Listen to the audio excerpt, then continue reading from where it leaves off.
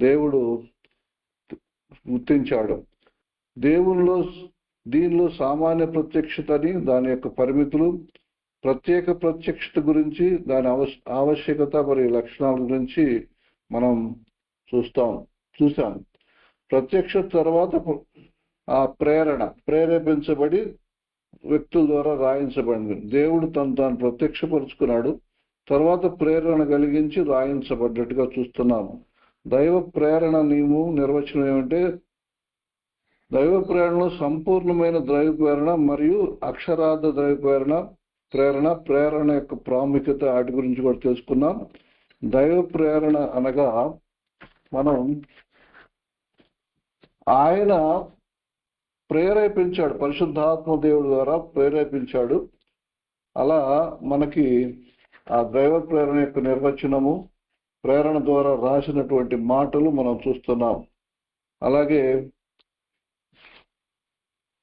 దేవుడు తన కృపతో మానవాళికి తాను బయలుపరచుకోవడానికి చొరవ తీసుకున్నాడు. ఆయన సృష్టి, చరిత్ర మరియు మానవ మనసాక్షి ద్వారా లోకంలోని మనుషులందరికీ సామాన్య ప్రత్యక్షత అనుగ్రహించాడు. ప్రత్యక్షతలు ఇందాక 2 చెప్పుకున్నాం. సామాన్య ప్రత్యేక ప్రత్యక్షత, అందరి కోసం సామాన్య ప్రత్యక్షత, మరి తండ్రి రక్షణార్థంగా వచ్చిన వారికి ప్రత్యేక ప్రత్యక్షతగా గమనిస్తాం. రక్షణార్థమైన జ్ఞానాన్ని మరియు తన హృదయాన్ని మరింత లోతుగా వెల్లడి చేయడానికి ప్రవక్తలు, లిఖిత వాక్యం మరియు అంతిమంగా తన కుమారుడైన యేసుక్రీస్తు ద్వారా ప్రత్యక్షతను అనుగ్రహించాలని చూస్తాం. తర్వాత లోకంలో దైవ ప్రేరణ యొక్క ప్రాముఖ్యత మరియు దైవిక అధికారాన్ని తగ్గించడానికి ఎన్నో రకాల అపోహలు ఉన్నాయి. వాటిని ఎలా మనం అర్థం చేసుకొని తీసేయగలుగుతామంటే కంపల్సరీగా చదవలసి ఉంటుంది. దైవశాస్త్ర అధ్యయనానికి మరియు క్రైస్తవ విశ్వాసానికి పరిశుద్ధ బైబిల్ మాత్రమే అంతిమంగా ప్రమాణం. అమోఘమైన ప్రామాణికంగా నమ్మకాన్ని ఈ అధ్యయనం మనకు అర్థం చేసింది. ప్రత్యక్షత, ప్రేరణ రాయబడినటువంటి మొదటి ప్రాథమికంగా విన్నాం. జయకుమార్ అన్నకి, నాగరాజు అన్నకి ఈ యొక్క ఇస్తున్న సమయాన్ని చేస్తున్నాను. అందరికీ వందనాలు. అన్న ప్రైజ్ లార్డ్. Thank you. మరి అనుకూల సమయంలోనే మరి మీ యొక్క రివ్యూని, గత క్లాస్ రివ్యూని కంప్లీట్ చేసినందుకు థ్యాంక్ యూ అన్న. రైట్, మన మధ్య మరి అన్నగారు ఉన్నారు. మరి 2వ పాఠంలోకి మనం సిద్ధపడిపోదాం, ప్రార్థన చేసుకుని ముందుకెళ్దాం. అన్నగారికి సమయం అప్పచెప్తున్నాను. 2వ క్లాస్ తీసుకోవాల్సిందిగా జయకుమార్ అన్న సమయం ఇస్తున్నాను. అన్న ప్రైజ్ లార్డ్. అన్న ప్రైజ్ లార్డ్ అండి. దేవుని యొక్క మహాకృపను బట్టి మరొక క్లాస్లోకి మనం ప్రవేశించాం. సిస్టమేటిక్ థియాలజీలో బిబ్లియాలజీ అనేటువంటి ఆ శాస్త్రాన్ని, లేఖన శాస్త్రాన్ని మనం స్టడీ చేస్తున్నాం. దాంట్లో 2వ భాగంలోకి మనం వచ్చాం. నిన్న క్లాస్ జరిగినటువంటి విషయంలో కాస్త సబ్జెక్ట్ కొంచెం ఎక్కువగా ఉన్నందున సమయభావాన్ని బట్టి నేను చెప్పాలి అనుకునేటువంటి విషయాలన్నీ కూడా చెప్పడం జరిగింది. కాబట్టి దాంట్లో మరి అతి ప్రాముఖ్యమైనటువంటి అనేకమైనటువంటి విషయాలు ఉన్నాయి. ముఖ్యంగా బైబిల్ అనేటువంటి పేరు ఎట్లా వచ్చింది అనేది మనం చూసాం. దేవుడిచ్చినటువంటి బైబిల్లో ఎలాంటి దోషాలు లేవు. దేవుడు తన ప్రేరేపణ చేత తాను ఊది వారిని ప్రేరేపించినటువంటి విధానాన్ని బట్టి 40 మంది రచయితలు దేవుని యొక్క వాక్యాన్ని రాశారు అని మనం చూసాం. ప్రజలందరి కోసం, పుట్టిన ప్రతి వ్యక్తి కోసం సాధారణ ప్రత్యక్షతని దేవుడు ఇచ్చాడు. సెలెక్టెడ్ పీపుల్కి, కొంతమందికి తన ప్రత్యేకమైనటువంటి ప్రత్యక్షత అంటే దేవుని యొక్క వాక్యము, యేసు ప్రభువు వారి జీవితం ద్వారా మరి రక్షణలోకి రావడానికి దేవుడు అవకాశం కల్పించాడు అనేది మనం చూసాం. లోకంలో ఉన్నటువంటి కొన్ని తప్పుడు సిద్ధాంతాలు కూడా మనం చూసాం. సో కాబట్టి చెప్తున్నటువంటి, అంటే మనం నేర్చుకుంటున్నటువంటి ప్రతి ఒక్క క్లాస్ దాని యొక్క రివ్యూ ద్వారానే మనం ఏం వింటున్నాం, ఏం అర్థం చేసుకుంటున్నాం, అందులో ఉన్నటువంటి అసలైనటువంటి సారాంశం ఏంటి అనేది మనం తెలుసుకోవడానికి అవకాశం ఉంటుంది. సో కాబట్టి మీరందరూ కూడా మరి నిన్నటి క్లాసుని విని అర్థం చేసుకున్నారు అని చెప్పి నేను భావిస్తుంటున్నాను. రైట్ అండి, మనం ఈ రోజు కూడా మరి 2వ క్లాసులోకి వెళ్దాం. ఈ రోజులు మరి 2వ క్లాస్కి వెళ్తూ దేవుని యొక్క వాక్యాన్ని మనం స్టడీ చేస్తూ అందులో ఉన్నటువంటి సత్యాల్ని మనం నేర్చుకునేటువంటి ప్రయత్నం చేద్దాం. ఈ లేఖన శాస్త్రం 2వ భాగంలో మొట్టమొదటిగా దైవ దోష రహితత మరియు అధికారం. దేవుని యొక్క వాక్యానికి ఎలాంటి దోషరహితత అంటే ఎలాంటి మరి తప్పులు లేకపోతే అబద్ధాలు లేకపోతే ఏమీ కూడా లేవు అని చెప్పేటువంటి మరి స్పష్టమైనటువంటి అధికారం ఉంది. అంటే దీంట్లో ఈరోజు మనం గమనిస్తా ఉన్నట్టయితే లర్నింగ్ ఆబ్జెక్ట్స్ దైవ దోష రహితత మరియు అధికారంలో ఇగ్నోరెన్స్ అండ్ అథారిటీలో మనం నేర్చుకోబోతున్నటువంటి ఈరోజు అంశాలు. ఒకటి, నిర్వచించగలరు. లేఖనాల దోషరహిత మరియు విశ్వసనీయత అనే పదాల మధ్య ఉన్న దైవశాస్త్ర వ్యత్యాసాన్ని స్పష్టంగా నిర్వచించగలము. ఈ క్లాస్ వింటే దోషరహితత అంటే ఏంటి, విశ్వసనీయత అంటే ఏంటి, దేవుని యొక్క వాక్యము ఏ రీతిగా ఉంది అనేది మనం తెలుసుకోగలము, దాన్ని నిర్వచించగలము, రుజువు చేయగలము. ఈ క్లాసులో దేవుని యొక్క వాక్యము 100% నమ్మదగినది మరియు దోషరహితమైనది అనే సత్యాన్ని అంతర్గత మరియు బహిర్గత రుజువులతో వాటి ఆధారాలతో కూడా మనం రుజువు చేయగలము. 2 రకాలుగా అండి. ఒకటి అంతర్గత రుజువు ఉంది, రెండవది బహిర్గత రుజువు ఉంది.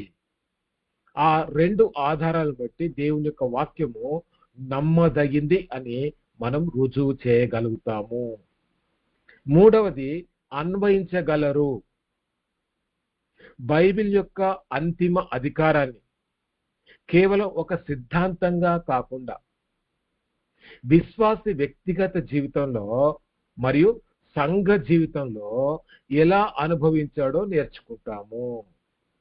అంటే బైబిల్ యొక్క అంతిమ అధికారాన్ని మన వ్యక్తిగత జీవితంలో నిజంగా బైబిల్కి అంత అధికారం ఉందా, మన జీవితాన్ని ప్రభావితం చేసేంత అధికారం బైబిల్కి ఉందా అనేది కూడా మనం చూస్తాం. నాలుగవది సమాధానం ఇవ్వగలరు. బైబిల్లో తప్పులు ఉన్నాయి అంటూ ఆధునిక విమర్శకులు లేవనెత్తినటువంటి అభ్యంతరాలకు లేదా ముఖ్యమైనటువంటి దైవశాస్త్ర పరంగా హేతుబద్ధంగా సమాధానం ఇవ్వగలిగే సామర్థ్యము మనం పొందుతాం ఈ క్లాసులో. అంటే అనేకమైనటువంటి అభ్యంతరాలు విమర్శకులు లేవనెత్తుతున్నప్పుడు మనం ఏం చేస్తున్నామంటే హేతుబద్ధంగా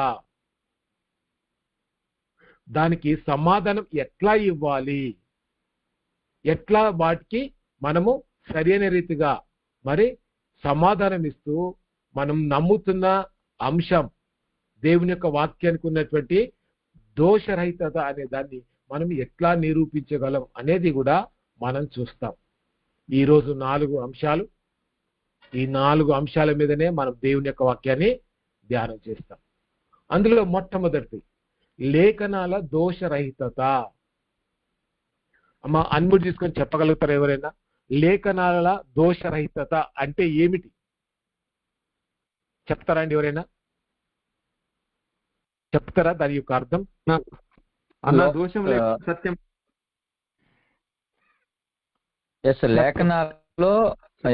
లేఖనాల్లో ఎటువంటి తప్పు దొరలలేదు లేదా తప్పులు జరగలేదు అని చెప్పడాన్ని దోషరహితం అంటారన్న పరిభాషలో అయితే.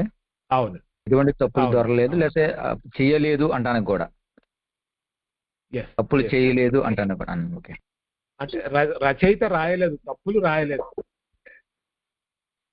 అది అవునన్నా. ఇంకా అన్న పవిత్రమైన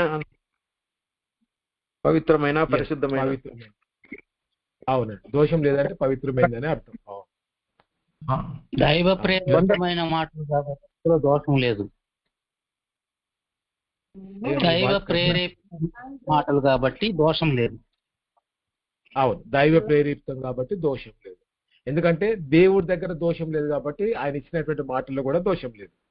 అవును, ఇంకా ఎలాంటి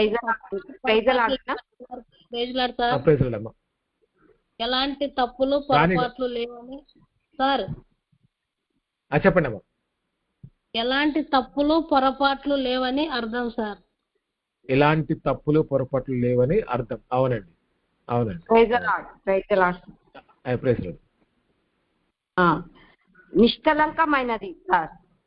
ఎస్, కలంకమే లేదు లేఖనాల్లో, ఎలాంటి కలంకం లేదు. అవును, అవును, అవునండి, అవునండి. 100% సత్యమైనది సార్, 100% సత్యమైనది, తప్పులేనిది. 100% సత్యమైనది. అవునండి, అవునండి. పరిశుద్ధాత్మ ప్రేరణతో రాయించింది అమ్మా. పరిశుద్ధాత్మ ప్రేరణతో రాయించింది.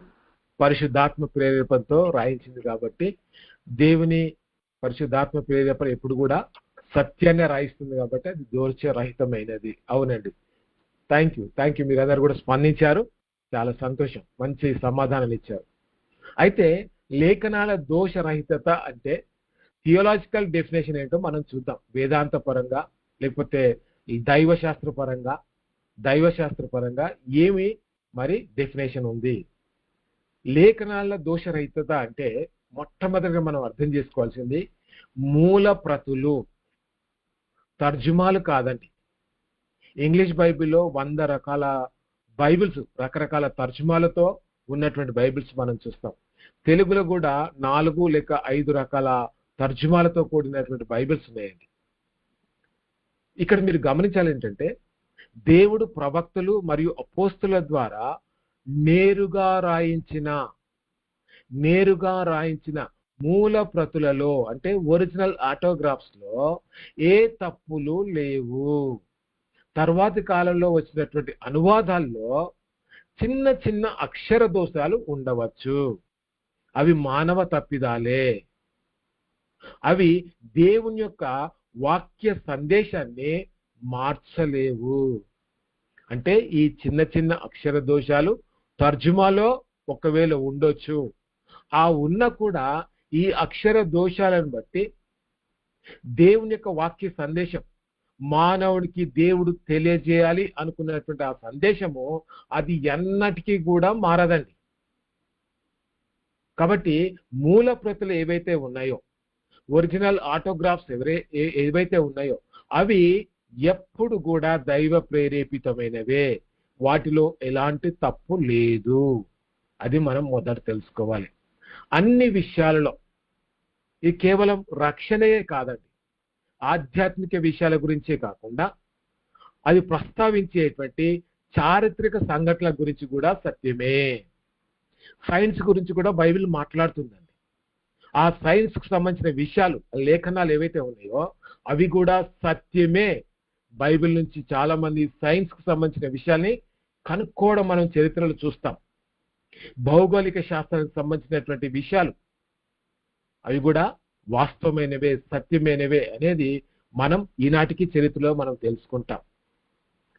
అంటే బైబిల్లో రాయబడినటువంటి చారిత్రక లేదా సైన్స్ కు సంబంధించిన భౌగోళిక విషయాలకు సంబంధించినటువంటి అన్ని లేదా ఆధ్యాత్మిక సత్యాలకు సంబంధించిన అన్ని కూడా ఇలా ఏ రంగంలోనే సరే 100% నిజమైనవి అని ఇది చెబుతుంది.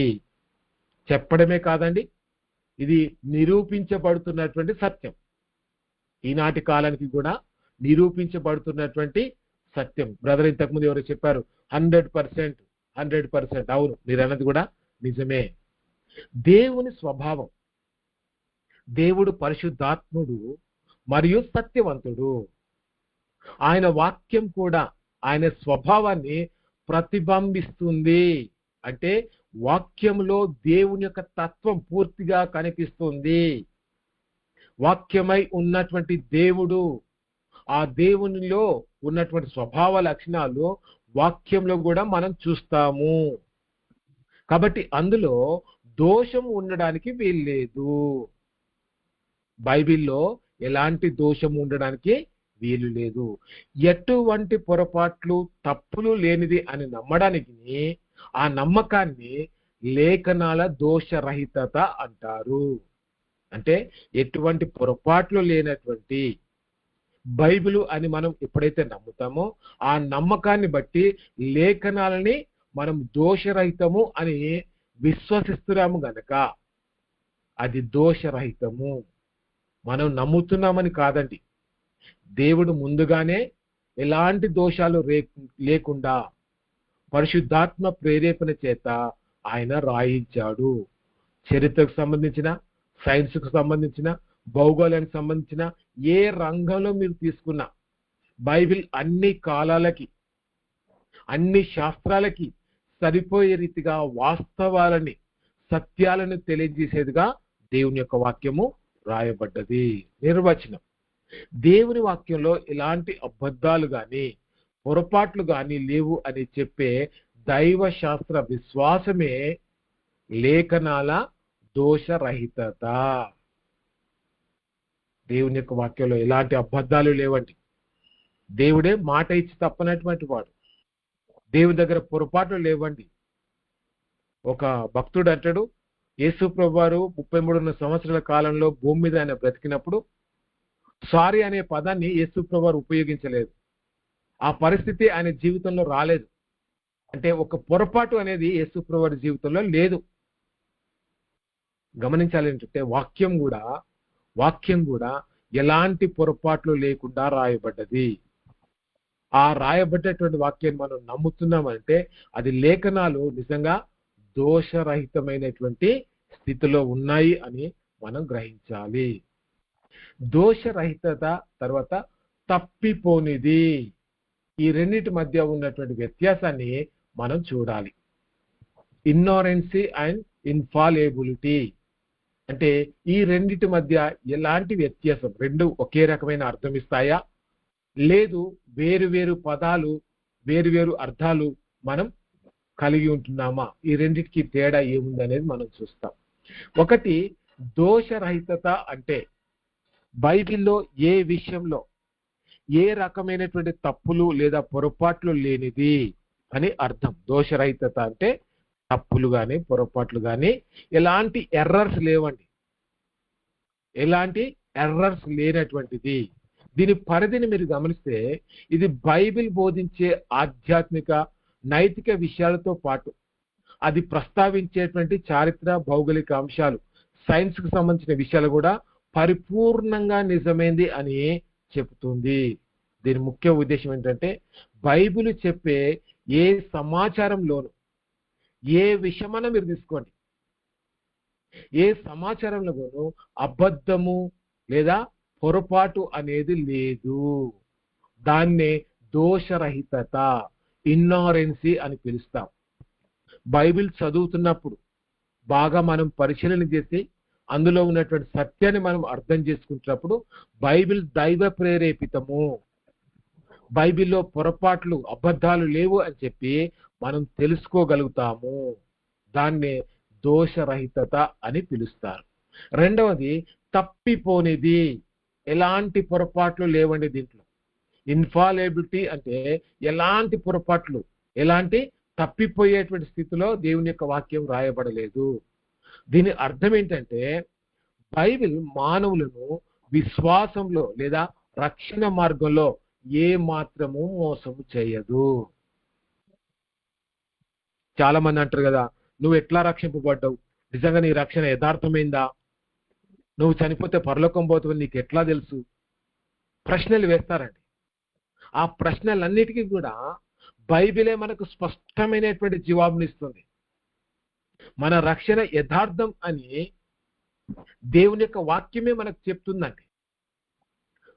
మన రక్షణ యథార్థము అని చెప్పి దేవుని యొక్క వాక్యము మనతో మాట్లాడుతుంది, మనకి రక్షణనిచ్చేతని కలిగిస్తుంది. మనం పరలోకం పోతాము అని చెప్పడానికి బైబిల్ అనేకమైనటువంటి వచనాలతో మరి మనకి సత్యాన్ని తెలియజేస్తుంది. కాబట్టి బైబిల్లో మరి మనము చదువుతున్నప్పుడు లేదా ఆయన రక్షణ మార్గం గురించినటువంటి విషయాలు మనం స్టడీ చేస్తున్నప్పుడు మనం ఎక్కడ కూడా తప్పిపోకుండా మనల్ని సత్యమైనటువంటి మార్గంలోకి, దేవుని మార్గంలోకి దేవుని యొక్క వాక్యం బైబిల్ మనల్ని నడిపిస్తుంది. ఎలాంటి ఫెయిల్ అనేది లేదండి బైబిల్లో. పరిధి ఏంటంటే ఇది ప్రధానంగా విశ్వాసము, రక్షణ, దైవిక ఉపదేశాలు మరియు క్రైస్తవ ప్రవర్తన ఫెయిత్ అండ్ ప్రాక్టీస్ కి వర్తిస్తుంది. ఏంటి తప్పిపోను అని అంటే, బైబిల్ చదివినటువంటి వ్యక్తులు, బైబిల్ బాగా అర్థం చేసుకున్నటువంటి వ్యక్తులు బైబిల్ ప్రకారంగా బ్రతకడానికి ఇష్టపడతారు. బైబిల్ని కాదు అని చెప్పి పాపంలో జీవించడానికి ఇష్టపడరండి. అలా బ్రతుకుతున్నాను అంటే వారికి బైబిల్ సరిగా అర్థం కాలేదు. మన విశ్వాసంలో మనం ఎప్పుడు కూడా బైబిల్ వచనాలు మనల్ని తప్పిపోయే రీతిగా రాయబడలేదు. మన రక్షణ తప్పిపోనిదిగా, శాశ్వతమైనటువంటి రక్షణ దేవుడు మనకి ఇచ్చాడు అని చెప్పి వాక్యం మనకు తెలియజేస్తుంది. ఆయన ఇచ్చినటువంటి ఉపదేశాలు అవి ఎప్పుడు కూడా మనల్ని సత్యమైనటువంటి మార్గంలోకి నడిపిస్తున్నాయి. అంటే ఈ యొక్క బైబిల్ చదువుతున్నటువంటి వ్యక్తులు పాపంలో జీవించడానికి ఇష్టపడరు, తప్పిపోరండి. విశ్వాసంలో స్థిరంగా ఉంటూ దేవుని సత్యాన్ని అర్థం చేసుకున్నటువంటి వ్యక్తులు ఆ బైబిల్ కోసం, ఆ దేవుని కోసం చనిపోవడానికి కూడా సిద్ధపడేటువంటి గొప్ప మనసుని బైబిల్ కలిగిస్తుందండి. అంత గొప్పది బైబిల్. దీని ముఖ్య ఉద్దేశం ఏంటో తెలుసా?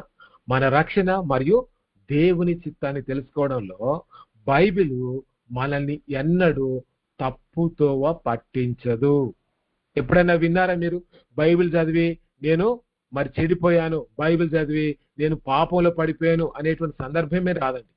అలా ఎవరైనా మాట్లాడుతున్నారు అంటే వారికి బైబిల్ సరిగా అర్థం కాలేదు. బైబిల్ సరిగా అర్థమైనటువంటి వ్యక్తి దేవుని విషయంలో స్థిరత్వం కలిగి విశ్వాస జీవితంలో పడిపోకుండా మరణం వరకు దేవుని కోసమే బ్రతకడానికి ఇష్టపడతాడండి. అది మరి బైబిల్ తప్పిపోయినటువంటి ఇన్ఫాలేబుల్, అది ఫెయిత్ అండ్ ప్రాక్టీస్ సంబంధించినటువంటి విషయము. కాబట్టి బైబిల్లో ఎలాంటి తప్పులు పొరపాట్లు లేవు. బైబిల్ మన రక్షణని స్థిరపరుస్తుంది, మన ప్రవర్తనని సరిచేసి దేవునికి అనుకూలంగా మనం బ్రతకడానికి సహాయం చేస్తుంది. కాబట్టి బైబిల్ దోషరహితము లేదా తప్పిపోనిది. ఈ రెండిటికి మధ్య ఉన్నటువంటి వ్యత్యాసం మనకి అర్థమైపోయింది. దోషరహితత యొక్క పరిధి మరియు సరిహద్దులు ఏంటి? ఈ యొక్క దోషరహిత యొక్క పరిధి ఏంటి? అది ఎట్లా ఉపయోగపడుతుంది అని అంటే, అప్లై టు ఒరిజినల్ మ్యానుస్క్రిప్ట్స్, మూల ప్రతులకు మాత్రమే వర్తిస్తుంది. ఒరిజినల్ గా పరిశుద్ధాత్మ దేవుడు ఆ 40 మంది రచయితలు ప్రేరేపించి రాయించినటువంటి మూల ప్రతులు, వారు రాసినటువంటి ఒరిజినల్ మ్యానుస్క్రిప్ట్స్ ఏవైతే ఉన్నాయో వాటికి మాత్రమే ఇది వర్తిస్తుంది. దోషరహితత అనేది దేవుని దైవావేశం. మనం నిన్న చెప్పుకున్నాం కదండి, ఇన్స్పిరేషన్. దేవుడే అపోస్తుల మీద, ప్రవక్తల మీద ఆయన తన ప్రేరేపణ ఉంచి రాయించినటువంటి మూల ప్రతులకి, ఆటోగ్రాఫ్స్ మాత్రమే ఇది పరిపూర్ణంగా వర్తిస్తుంది. తర్వాతి కాలంలో వచ్చినటువంటి కాపీలు, అనువాదాలు, లేఖికులు చిన్న చిన్న పొరపాట్లు మూలవాక్య పరిపూర్ణతను మార్చవు. అంటే తర్జుమాలో చిన్న చిన్న అక్షర దోషాలు, కామాలు, ఫుల్ స్టాప్లు లేదా సంఖ్యాపరమైనటువంటి చిన్న చిన్న మిస్టేక్స్ ఉంటే ఉండొచ్చు, కానీ అవి మన రక్షణకు సంబంధించినటువంటి మరి పరిపూర్ణత విషయంలో ఎలాంటి సందేశానికి సంబంధించినటువంటి మార్పు ఉండదు. చిన్న చిన్న అక్షర దోషాలు తర్జుమాలో ఉంటే ఉండొచ్చు. మీరు గమనిస్తే మనం నిన్న చెప్పుకున్నాం 2 తిమోతి 3:16 ఈ యొక్క లేఖన శాస్త్రానికి బలమైనటువంటి వాక్యం అండి. ఇది మనం కంఠస్థం చేయాలి. ఈ వచనము మన క్వశ్చన్ పేపర్లో కూడా తప్పకుండా వచ్చే అవకాశం ఉంటుంది. దైవావేశం వల్ల కలిగిన ప్రతి లేఖనము, అంటే లేఖనము దేవుని యొక్క దైవావేశం వల్ల కలిగింది, దేవుడు ప్రేరేపిస్తే కలిగినటువంటి లేఖనము. ఇది మనుషులు సొంతగా రాయలేదండి. అది ఉపదేశించడానికి, ఖండించడానికి, తప్పుదిద్దడానికి, నీతి యందు శిక్ష చేయడానికి. శిక్ష అంటే శిక్షించడం కాదండి, అక్కడ ఒరిజినల్ గా ట్రైనింగ్, నేర్పించడం, నీతి యందు మనల్ని తర్ఫీదు చేయడానికి అది ప్రయోజనకరమైంది అని మనం నిన్న నేర్చుకున్నాం. వివరణ. దేవుడు నేరుగా ప్రేరేపించి రాయించిన మూల లేఖనాలను ఏ తప్పులు లేనివి. Scriptures given by the inspiration. దేవుడు ప్రేరేపించి రాయించినటువంటి లేఖనము తప్పులు లేనిది అనేది మనం చూస్తుంటున్నాం. అయితే కొన్ని వచనాలు మీరు గమనిస్తా ఉన్నట్టే మీరు కూడా చూడొచ్చండి. చారిత్రక ఉదాహరణ చూస్తుంటున్నాం. కాపీ పొరపాటు అంటే తర్జుమా పొరపాటు అండి. 2వ రాజుల గ్రంథం 8:26లో అహజ్యా ఏలినప్పుడు ఆయన వయసు 22 సంవత్సరాలు అని ఉంటుంది.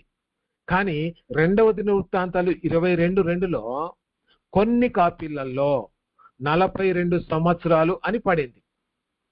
అక్కడ ఏమర్థమవుతుంది? తండ్రి వయసు కంటే కొడుకు వయసు ఎక్కువ కాజాలదు కాబట్టి ఇది లేఖికుల యొక్క చిన్న సంఖ్యాపరమైనటువంటి దోషమే. ఉన్నాయండి బైబిల్లో ఇలాంటి అక్కడక్కడ చిన్న చిన్న సంఖ్యాపరమైనటువంటి దోషాలు. అవి లేఖికులు ఎవరు తర్జుమా చేయడానికి ప్రయత్నం చేస్తున్నటువంటి సమయంలో దొర్లినటువంటి చిన్న దోషం ఇది. కానీ ఒరిజినల్ మేనస్క్రిప్ట్ లో 22 సంవత్సరాలు అనే మూల ప్రతుల్లో సరి అయినటువంటి వయసే వారు రాశారు. కాబట్టి బైబిల్లో తర్జుమాలో అలాంటి పొరపాట్లు జరిగి ఉండొచ్చు. ఇది ఒక చిన్న ఉదాహరణ. ఎవరైనా చెప్తారా అండి ఇలాంటి ఏదైనా తర్జుమా పొరపాటు లేకపోతే సంఖ్యాపరమైనటువంటి దోషం బైబిల్లో ఎక్కడైనా ఇంకా ఉందా? చెప్పగలుగుతారు ఎవరైనా?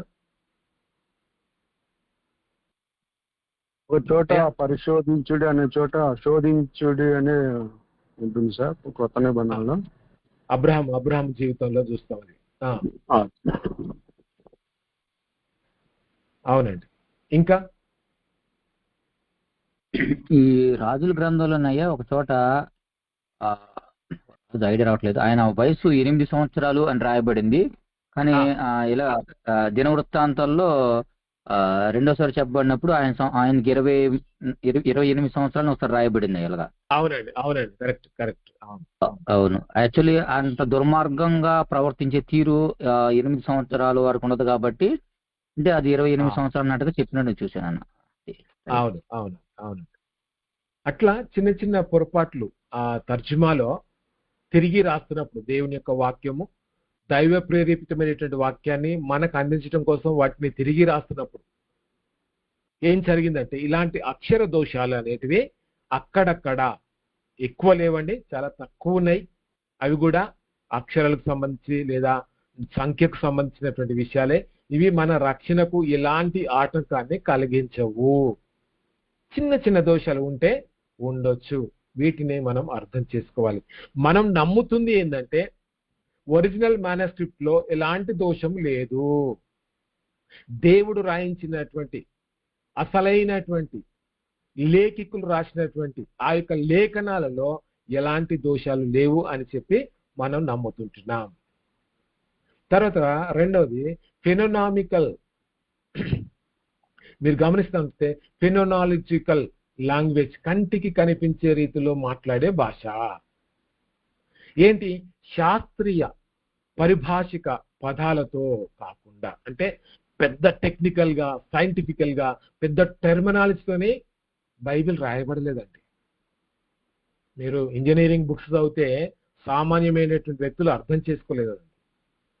ఒకవేళ మీరు మెడికల్ కోడింగ్ సంబంధించినటువంటి ఆ భాషను మీరు చదివితే మనకు అర్థం కాదు. కానీ బైబిల్ రాయబడినటువంటి పద్ధతి చూస్తున్నట్లయితే సాధారణ మానవుని కంటికి కనిపించే అనుభవాన్ని బట్టి మాట్లాడేటువంటి ఫెనోనాలజికల్ లాంగ్వేజ్, అంటే మన అనుభవాల నుంచి పొందినటువంటి అనుభవాల నుంచి మాట్లాడేటువంటి భాషతోనే దేవుని యొక్క వాక్యము రాయబడ్డది. దాన్నే దృశ్య రూప భాష. మనం కంటితో చూస్తున్నటువంటి దృశ్యాలు అవి ఎట్లా మాట్లాడుకుంటామో, దాని గురించి ఏ రీతిగా చెప్పుకుంటామో ఆ రూపంలోనే దేవుని యొక్క వాక్యము రాయబడ్డది. అంటే మనం సులువుగా అర్థం చేసుకునే రీతిగా దేవుని యొక్క వాక్యము మన కొరకే రాయబడ్డది.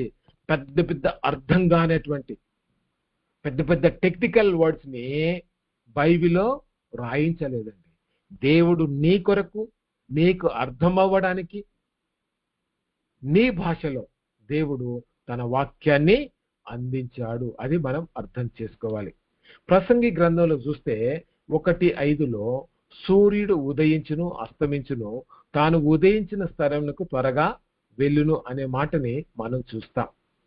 యెహోషువ గ్రంథం 10వ అధ్యాయం 12-13 వచనాల్లో కూడా యెహోవా, మీరు గమనిస్తే యెహోషువ యెహోవాకు ప్రార్థన చేశాను, సూర్యుడా గిబియోనులో నిలువుము, సూర్యుడా ఆకాశమందున నిలిచి అనే మాట యెహోషువ దేవునికి ప్రార్థన చేస్తాడండి. దీని గురించి అనేకమైనటువంటి సైంటిఫికల్ ఎవిడెన్స్, నాసా కూడా దీని గురించి మాట్లాడింది అని చెప్పి, అమెరికన్ సైంటిస్టులు దీని మీద పరిశోధన చేశారు, ఇది నిజమే అని చెప్పారు అని చాలా ఆర్టికల్స్ ని పేపర్లో మనం చూస్తాం. ఈవెన్ న్యూస్ లో కూడా అనేక సందర్భాల్లో దీని గురించినటువంటి మరి న్యూస్ ని చాలా మంది మరి చెప్పే ప్రయత్నం చేశారు. ఏంటి ఈ మాటకు ఉన్నటువంటి అర్థం అంటే, విజ్ఞాన శాస్త్ర ప్రకారంగా భూమి సూర్యుని చుట్టూ తిరుగుతుంది, మనందరికీ తెలిసిన విషయమే. కానీ భూమిపై ఉన్న మానవుడి దృష్టికి సూర్యుడు ఉదయించినట్లే మనకేమనిపిస్తుందంటే, సూర్యుడే ఉదయిస్తున్నాడు లేదా ఆయన అస్తమిస్తున్నాడు లేదా ఆగిపోయినట్లుగా మనకు అనిపిస్తుంది. ఈ రోజుకి సైంటిస్టులు కూడా సన్సెట్ అంటారు, సన్ రైజ్ అనే మాట అంటారు. కాబట్టి మానవ దృశ్య రూప భాషను వాడడము దోషము కానేరదు.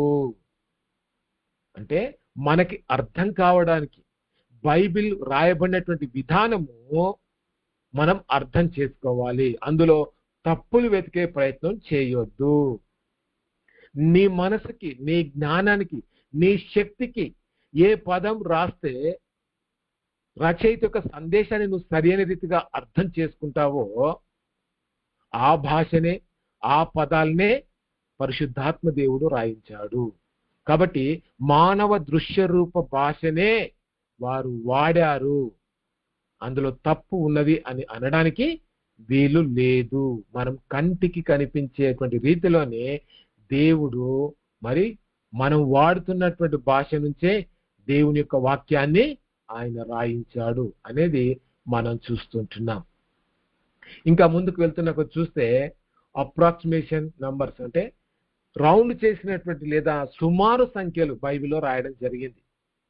మనం ఏం చేస్తాం, 999 అని మనం లెక్కిస్తాం, లేదా 1,36,422 అని లెక్కిస్తాం.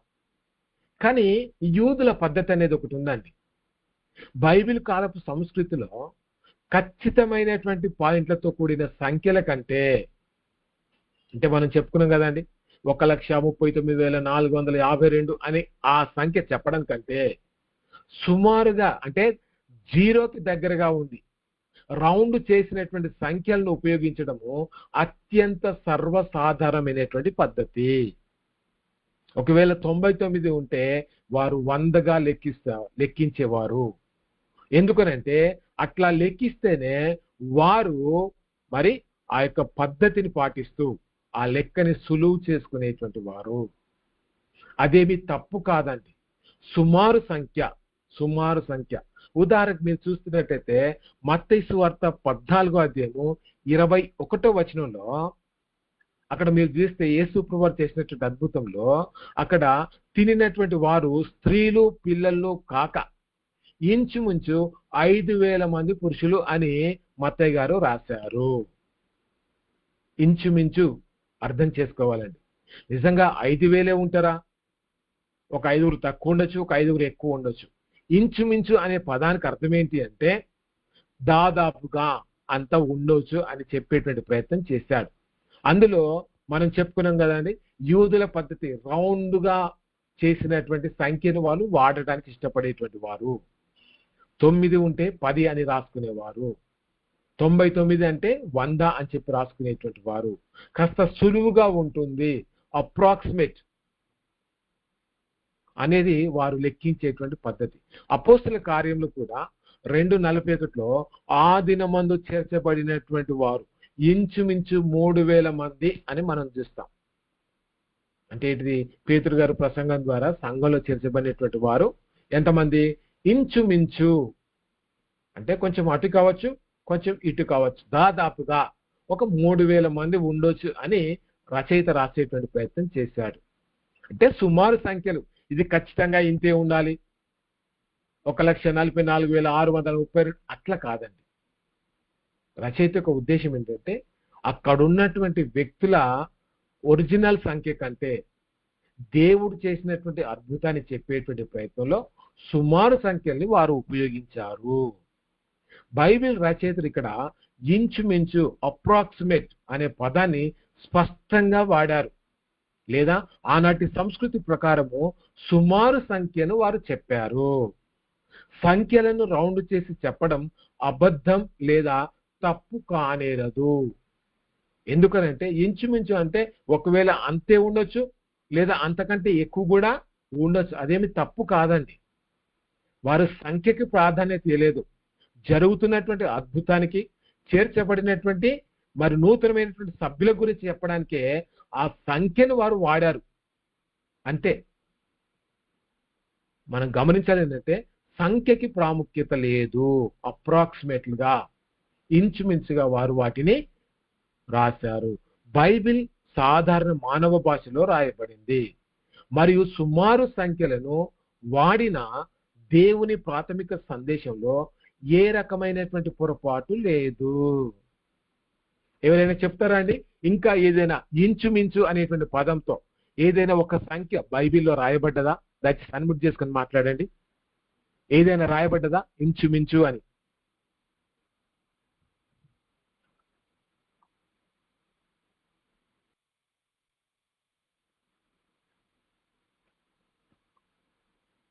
లేదంటారా? అప్రాక్సిమేట్. ప్రెసిడెంట్ యేసు ప్రభు సిలువ వేసిన సమయంలో రమారమి 3 గంటల సమయం. అవునండి, కరెక్ట్ అండి, కరెక్ట్ అండి. రమారమి అంటే ఏంటండి? దాదాపుగా ఆ సమయం కావచ్చు. అంటే వాళ్ళు సమయానికి ఇంపార్టెన్స్ ఇవ్వలేదండి. ఆ జరుగుతున్నటువంటి సంఘటన చెప్పేటువంటి ప్రయత్నంలో ఆ సమయాన్ని వారు మరి రాశారు కానీ కరెక్ట్ ఇదే సమయం 11:49 అని కాదండి. అక్కడ ఆ సమయంలో జరిగి ఉండొచ్చు. ఆ సమయాన్ని వారు అప్రాక్సిమేట్ గా అంటే ఎస్టిమేషన్ వేసుకొని ఇంత కావచ్చు అని చెప్పి ప్రయత్నం చేశారు. కాబట్టి నంబర్స్ కు సంబంధించినటువంటి విషయాలలో, సంఖ్యలకు సంబంధించినటువంటి విషయాల్లో మనం పెద్ద పట్టించుకోవాల్సిన పని లేదు. అది అదే చెప్పండి. అలాగే ఇశ్రాయేలు ఐగుప్తులో నివసించిన కాలము 450 ఆదికాండం 15 అధ్యాయం చూడగలుగుతాం. అంటే బయలుదేరినప్పుడు 430 చూడగలుగుతాం. ఒక కొంచెం వ్యత్యాసం కాబట్టి దాన్ని ఇట్లే అర్థం చేసుకోవచ్చు. అంతే. అవునండి, అవును. వాళ్ళు నివసించిన కాలం ఆ విధంగా దీన్ని అర్థం చేసుకోవచ్చు. అవునండి. అంటే మనం చెప్పండి. అది యేసుక్రీస్తు ప్రభులు వారు 5 రొట్టెలు 2 చేపలని ఆహారంగా పంచినప్పుడు ఇంచుమించు 5,000 మందికి పంచిపెట్టగా మిగిలినవి అని. అవునండి, అవునండి. అంటే అక్కడ ఆ ఇంచుమించు అనే పదం రాయాల్సిన అవసరం ఏమొచ్చిందంటే వారు సంఖ్యకి ప్రాధాన్యత ఇవ్వలేదు. ఒకవేళ ఇవ్వాల్సి వస్తే దాన్ని రౌండ్ గా చేశారు. అంటే మనం చెప్పుకునే రీతిగా ఒకవేళ 200 ఉంటే వాళ్ళు ఏం చేశారు, మరి 199 ఉంటే 200 అని చెప్పి రాసే ప్రయత్నం చేశారు. దాన్ని ఇంచుమించుగా లెక్కించేటువంటి ప్రయత్నం చేశారు. అట్లా బైబిల్లో చాలా సందర్భాలు. పేతురు గారు కూడా బాప్తీసం ఇచ్చినప్పుడు ఒకసారి 3,000 మందికి, ఒకసారి 5,000 మందికి కూడా రౌండ్ ఫిగర్ వేశారన్న. అవునండి, అవునండి. అది కదా మనం ఇక్కడ చెప్పండి అమ్మా. అపోస్తల కార్యముల గ్రంథం 19వ అధ్యాయంలో పౌలు వారి చేతుల మీద ఉంచగా వాళ్ళు పరిశుద్ధాత్మ వచ్చినప్పుడు ఇంచుమించు 12 మంది ప్రవచించుటకు మొదలు పెట్టిరి అని కూడా ఉంది సార్. ఎన్నో అధ్యాయం అమ్మా చెప్తా ఒకసారి. అపోస్తల కార్యముల గ్రంథము 19:7 సార్. 19:7లో అక్కడ ఇంచుమించు అనే మాట ఉందమ్మా? ఉంది సార్. ఇంచుమించు 12 పురుషులు అని రాయబడింది సార్. అపోస్తల కార్యం 19వ అధ్యాయము 7వ వచనం సార్. 7వ వచనం. అవునండి. వారందరూ ఇంచుమించు 12 పురుషులు. అవునండి. ఇట్లా చాలా వచనాలు ఉన్నాయండి బైబిల్లో. అంటే వారు సంఖ్యకి ప్రాధాన్యత ఇవ్వలేదండి.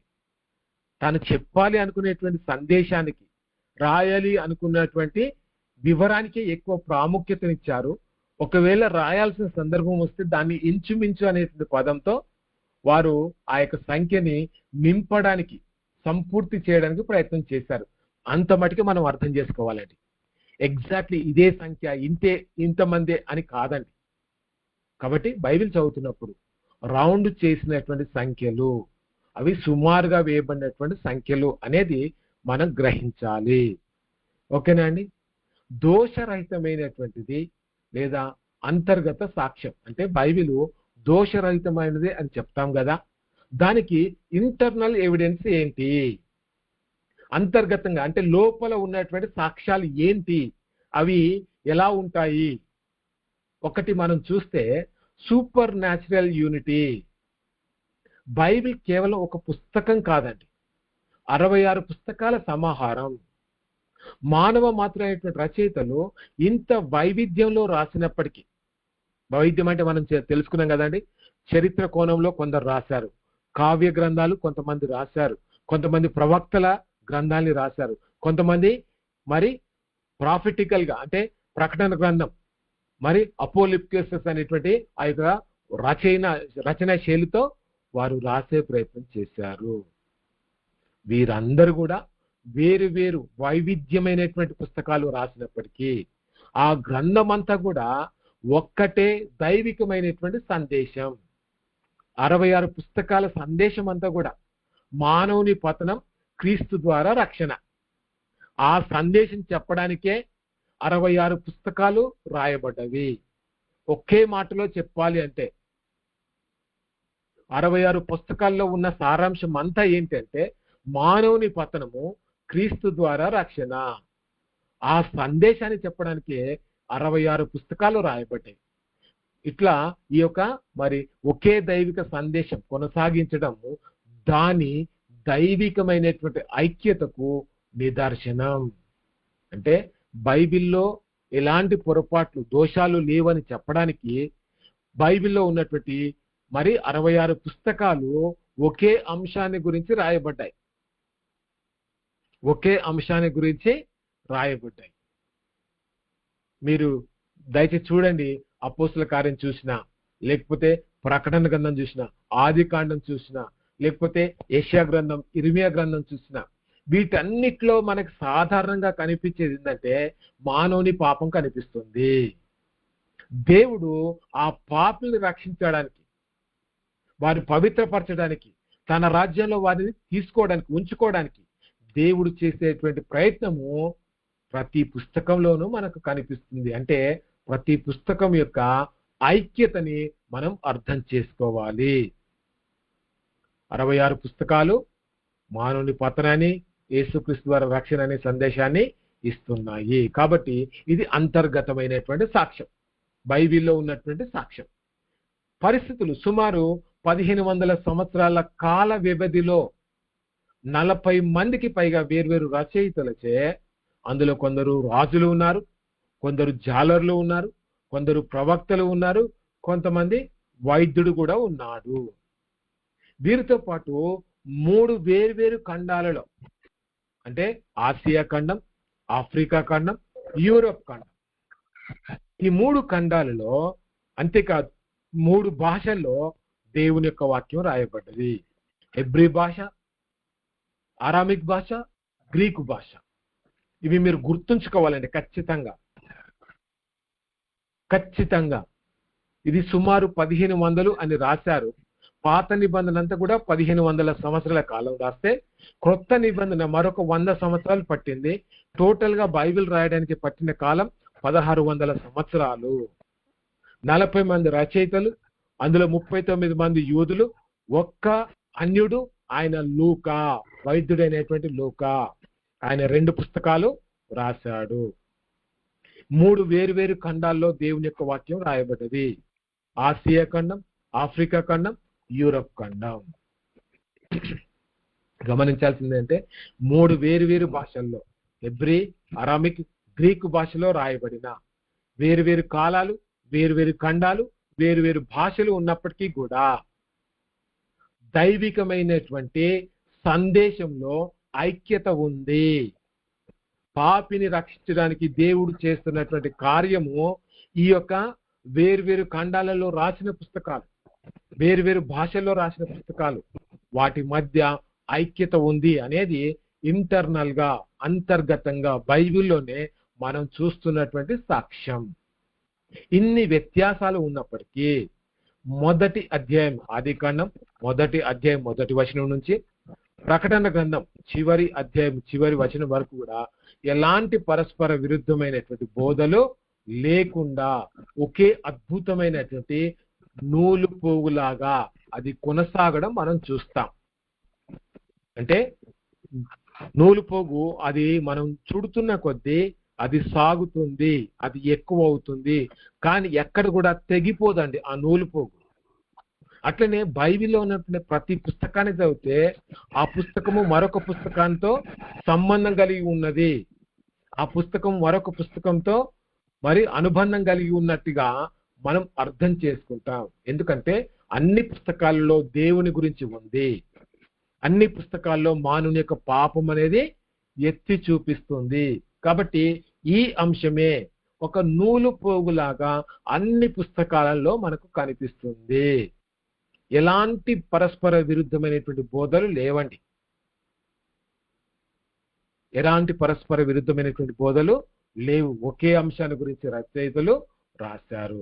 దీనికి బైబిల్ ఆధారం మనం గమనిస్తే 2 పేతురు 1:21లో ఏలైనగా ప్రవచనం ఎప్పుడునూ మనుషుని మరి ఇచ్చ నుంచి కలగలేదు గాని మనుషులు పరిశుద్ధాత్మ వల్ల ప్రేరేపించిన వారై దేవుని మూలంగా పలికిరి. ఇది మనం నిన్న కూడా మనం చూసాం. అంటే ఎందుకు యూనిటీ ఉంది 66 పుస్తకాల మధ్య అంటే వారు సొంత ఆలోచనతో రాయలేదు, దేవుడు వారిని ప్రేరేపించాడు, వారికి ఉన్నటువంటి జ్ఞానాన్ని వాడుకున్నాడు. కాబట్టి వారు తమ జ్ఞానంతో దేవుని ప్రేరేపణ వచ్చిన విధానాన్ని బట్టి వారు 66 పుస్తకాలు రాశారు. సో ఇంటర్నల్ గా బైబిలే మనకి సరి అయినటువంటి ఆధారంగా ఉంది. రెండవది ఫుల్ఫిల్డ్ ప్రాఫిటిక్ వర్డ్, నెరవేరినటువంటి ప్రవచనాలు. ప్రపంచంలో ఏ ఇతర మత గ్రంథాల్లోనూ లేని ప్రత్యక్షత. శబ్దాల మధ్య మీరు గమనిస్తా ఉంటే శతాబ్దాల ముందే చెప్పబడినటువంటి వందలాది ప్రవచనాలు ఖచ్చితంగా నెరవేరడం జరిగింది. ఎప్పుడో కొన్ని వందల కాలం క్రితంలో చెప్పబడినటువంటి ప్రవచనాలు అవి ఆ తర్వాతి కాలంలో అవి నెరవేరడం బైబిల్లో మనం గమనిస్తాము. ఇందులో బైబిల్ దేవుని యొక్క వాక్యం అని, అందులో దోషము లేదని నిరూపిస్తుంది. ఎవరైనా చెప్పగలుగుతారా అండి? ప్రవచనాలు చాలా కాలం క్రితం వచ్చిన ప్రవచనము, అది నెరవేరినటువంటి వచనం, రెండు చెప్పాలండి. ఎవరైనా చెప్పగలుగుతారా? యెషయా గ్రంథంలో మీకు కుమారుడు పుడతాడు అని, తర్వాత కొత్త నిబంధనలో పుట్టాడు. అవును, మత్తయి సువార్తలో దాన్ని నెరవేర్పు చూస్తాం. అట్లా ఇంకేదైనా ఉందా అండి? ఆది కాండంలో ఏమైనా ప్రవచనం ఉందా? ఆది కాండంలో అది మడమ మీద కొట్టును తల మీద కొట్టును ఆ ప్రవచనం. అవునండి, అవునండి. మత్తయి సువార్తలో కన్యకైన మరియకు చేసుకుంటాం. అవునమ్మా. అంటే దాని ప్రవచనం ఎక్కడుంది అంతకుముందు? యెషయా 9:6 ఉంటదన్న. అవునండి, జకరియా 9:9 ఉంది.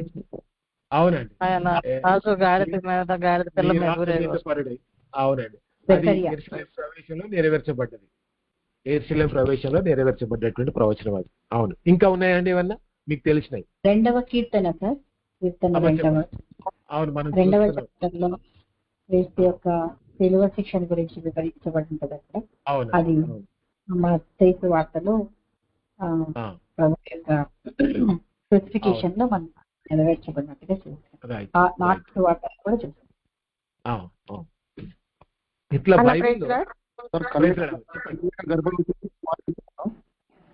యెషయా 7:14 సార్, కన్యక గర్భవతి కుమారుని కనును నెరవేర్పు మత్తయి సువార్త 1:22-23 ఉంటా సార్. అవును, అవునండి అవునండి. ప్రేలాస. మా సిస్టర్ ఎవరో మాట్లాడుతున్నారు. అన్న ప్రైజ్లాడనా చెప్పండి అమ్మ. ప్రభుల వారు ఉపమాన రీతిగా బోధించేది కూడా కీర్తన గ్రంథంలో ముందుగా ఉందన్న. అవును అవునండి అవునండి. థ్యాంక్ యూ అండి. రెస్పాండ్ అయ్యండి. నుండి చిగురు పుట్టను. అవును అది కూడా నెరవేరు. మత్తయి వార్తలో అవునండి నెరవేర్చబడ్డది మత్తయి వార్తలో. రైట్. థ్యాంక్ యూ అండి. గురించి మోషే గారు చెప్పింది సార్. ఏంటండి రాజేష్ గారు? ద్వితీయోపదేశకాండం 18-15లో నా వంటి ఒక ప్రవక్తను మీ కొరకు పుట్టిస్తారని చెప్పేసి మోషే గారు. అవును అవును రైట్ అండి. ఇవన్నీ కూడా ప్రవచనాలు. ఆ ప్రవచనాల యొక్క నెరవేర్పు కూడా మనం చూస్తాం. అంటే బైబిల్లో రాయబడ్డటువంటి ప్రవచనాలు వందలాది ప్రవచనాలు ఉన్నాయండి. అవన్నీ కూడా ఖచ్చితంగా నెరవేర్చబడినటువంటి ప్రవచనాలు చూసాం. భవిష్యత్తులో కూడా కొన్ని నెరవేర్చబడాల్సినవి ఉన్నాయండి.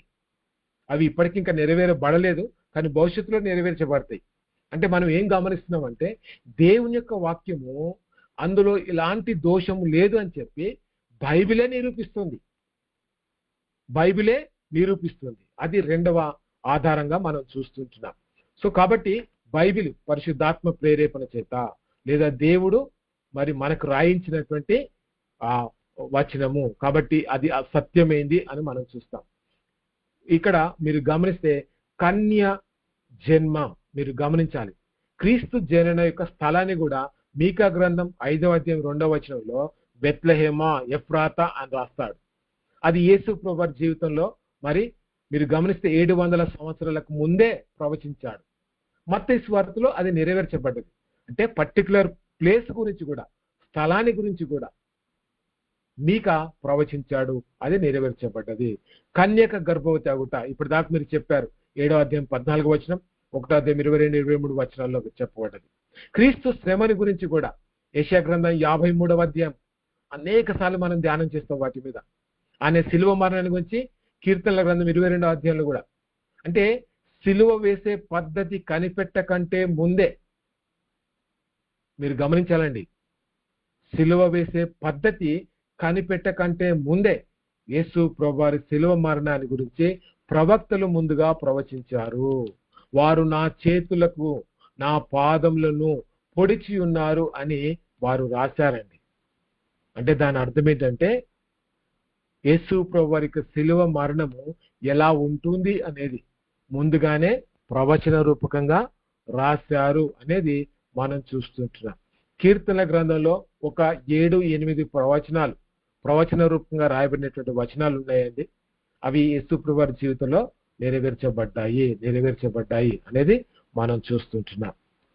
అంతేకాదు బైబిల్లో ఇంకా మరికొన్ని ఆధారాలు చూస్తే 46వ యెషయా గ్రంథం 46వ అధ్యాయము 9-10 వచనాలలో నా ఆలోచన నిలుచుననియు నా చిత్తమంతయు నెరవేర్చుకునేదననియు చెప్పుకొనుచు ఆది నుండి నేను కలగబోవు వాటిని తెలియజేయుచున్నాను. పూర్వకాలం నుంచి నేను ఇంకా జరగని వాటిని తెలియజేయుచున్నాను. చూడండి, ఆది నుంచి అంటే మొదటి నుంచి కూడా దేవుడు తన ఆలోచనని మానవునితో పంచుకునే ప్రయత్నం చేస్తూ జరగబోయే విషయాల్ని ఆయన చెప్పడానికి ప్రయత్నం చేస్తున్నట్టుగా ఈ వచనము మనకి నిరూపిస్తుంది. కాబట్టి బైబిల్లో రాయబడినటువంటి ప్రవచనాలు చాలా మటుకు నెరవేర్చబడ్డాయి. వందల ప్రవచనాలు నెరవేర్చబడ్డాయి. కాబట్టి బైబిల్లో దోషము లేదు, బైబిల్లో తప్పులు లేవు అనేది మనం గుర్తించాలి. యెషయా గ్రంథం 55:11లో నా నోటి నుంచి వచ్చు వచనంను ఉండును, నిష్ఫలంగా నా యొద్దకు మరలక అది నాకు అనుకూలమైనటువంటి దానిని నెరవేర్చును, నేను పంపిన కార్యమును సఫలము చేయును. దేవుని యొక్క వాక్కుకి ఉన్నటువంటి గొప్ప శక్తి. నా నోటి నుంచి వచ్చు వచనము ఎట్లా ఉంటుంది అంటే అది నా యొద్దకు మరలా రాకుండా నాకు అనుకూలమైనటువంటి కార్యాన్ని అది సఫలం చేస్తుంది. అంటే వాక్కుకు ఉన్నటువంటి గొప్ప శక్తి అది తప్పకుండా నెరవేరుతుంది అనేది మనం అర్థం చేసుకోవాలి. కాబట్టి నెరవేరినటువంటి ప్రవచనాలు దేవుని యొక్క వాక్యము లేదా బైబిల్ యొక్క సత్యతను లేదా యథార్థతను లేదా దోషరహితాన్ని మనకి స్పష్టంగా తెలియచేస్తున్నాయి. బైబిల్లో తప్పులు లేవు అనేది మనం తెలుసుకోవచ్చు. మూడవది మీరు గమనిస్తే క్రైస్ట్ ఎండార్స్మెంట్, యేసు ప్రభువారి యొక్క ఆమోదం, ఆయన యొక్క అంగీకారం. యేసు ప్రభువారే ఒప్పుకున్నటువంటి సందర్భం ఏంటి? ఇక్కడ దోషరహితతకు అత్యంత బలమైనటువంటి సాక్ష్యం స్వయంగా యేసుక్రీస్తు ప్రభువారు పాత నిబంధన లేఖనాన్ని పరిపూర్ణమైనవిగా దేవుని వాక్యంగా ఆయన అంగీకరించడమే. యేసు ప్రభువారే ఏం చేశాడు? ఆయన దేవాలయంలో యెషయా గ్రంథాన్ని ఆయన చదివాడు.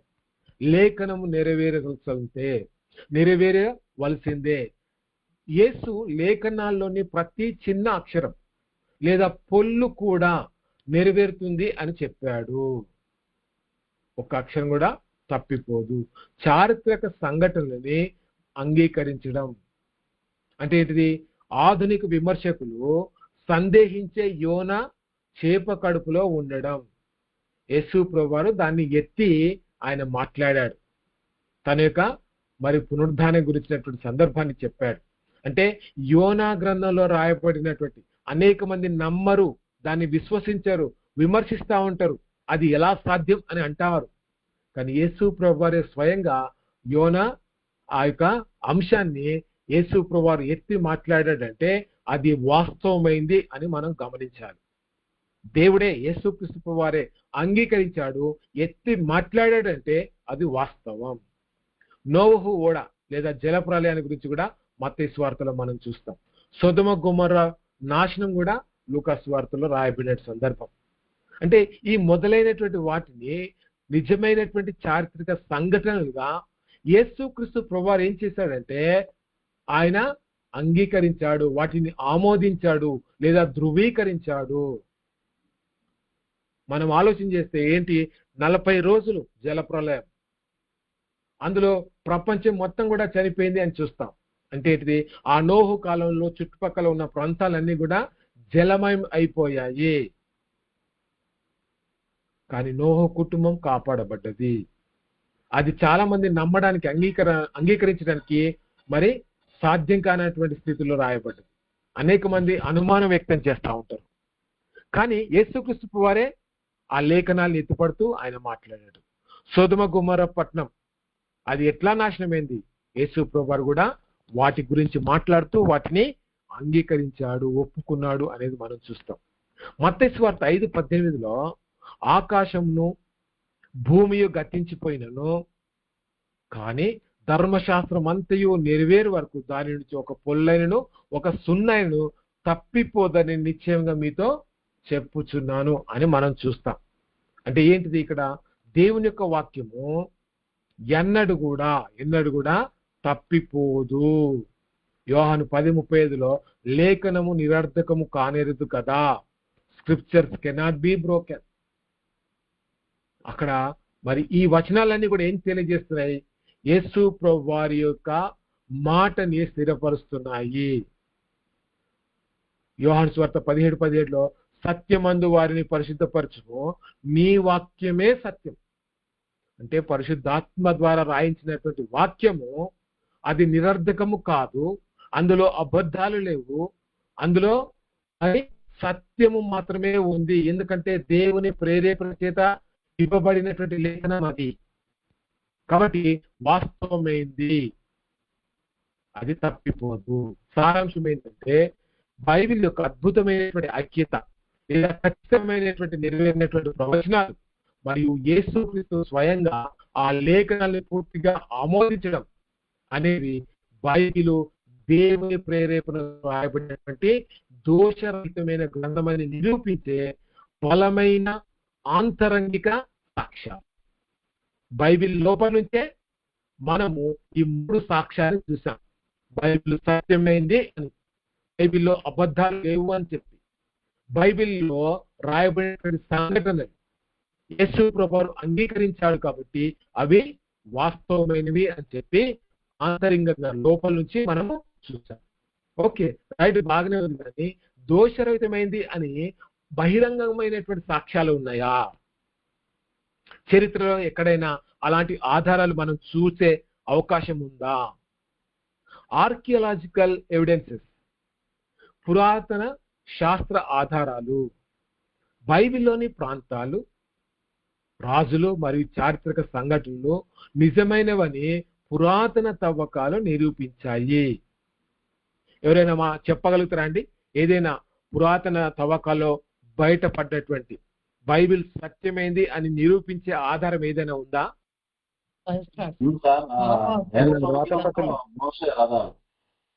మోసే రథాల గురించి ఎర్ర సముద్రంలో రీసెంట్ గా అది బయటకు వచ్చింది సార్.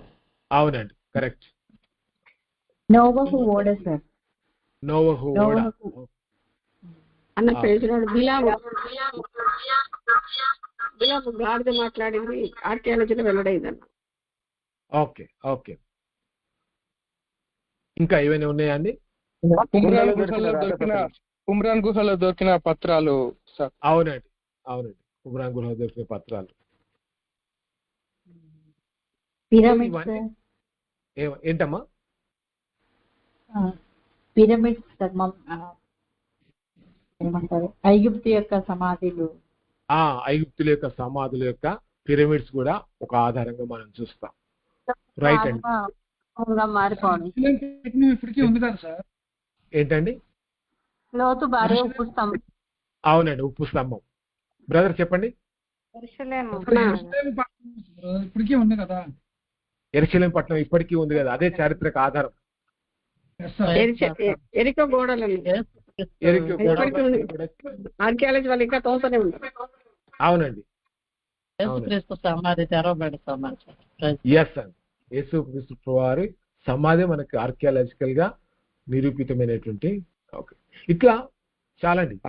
ఈ మందిరము రాయి మీద రాయి లేకుండా ఉండను పోగును కాక అని చెప్పిండు. అది కూడా కదన్నా, పోయింది కదా, మందిరం కూలగొట్టబడి. అవును, యెరూషలేము దేవాలయం కూలగొట్టబడ్డది. అద్భుతంగా కట్టినటువంటి దేవాలయము సమూలంగా నాశనం అయిపోయింది. అది కూడా ఒక చారిత్రక ఆధారమే. చాలా సంతోషం అండి, మీరు అందరూ రెస్పాండ్ అయ్యారు. అంటే బైబిల్లోని ప్రాంతాలు, రాజులు, చారిత్రక సంఘటనలు అవి యథార్థమైనవి చెప్పడానికి అనేకమైనటువంటి పురాతన ఎవిడెన్సెస్ మనకి ఈనాటికి దొరుకుతున్నాయండి. బైబిల్ సత్యము అని చెప్పి ఆర్కియాలజికల్ డిపార్ట్మెంట్ కూడా మనకి ఆధారాలు చూపిస్తుంది. అందులో ఒకటి ముఖ్యమైనటువంటి సాక్ష్యం టెల్దాన్ శాసనము.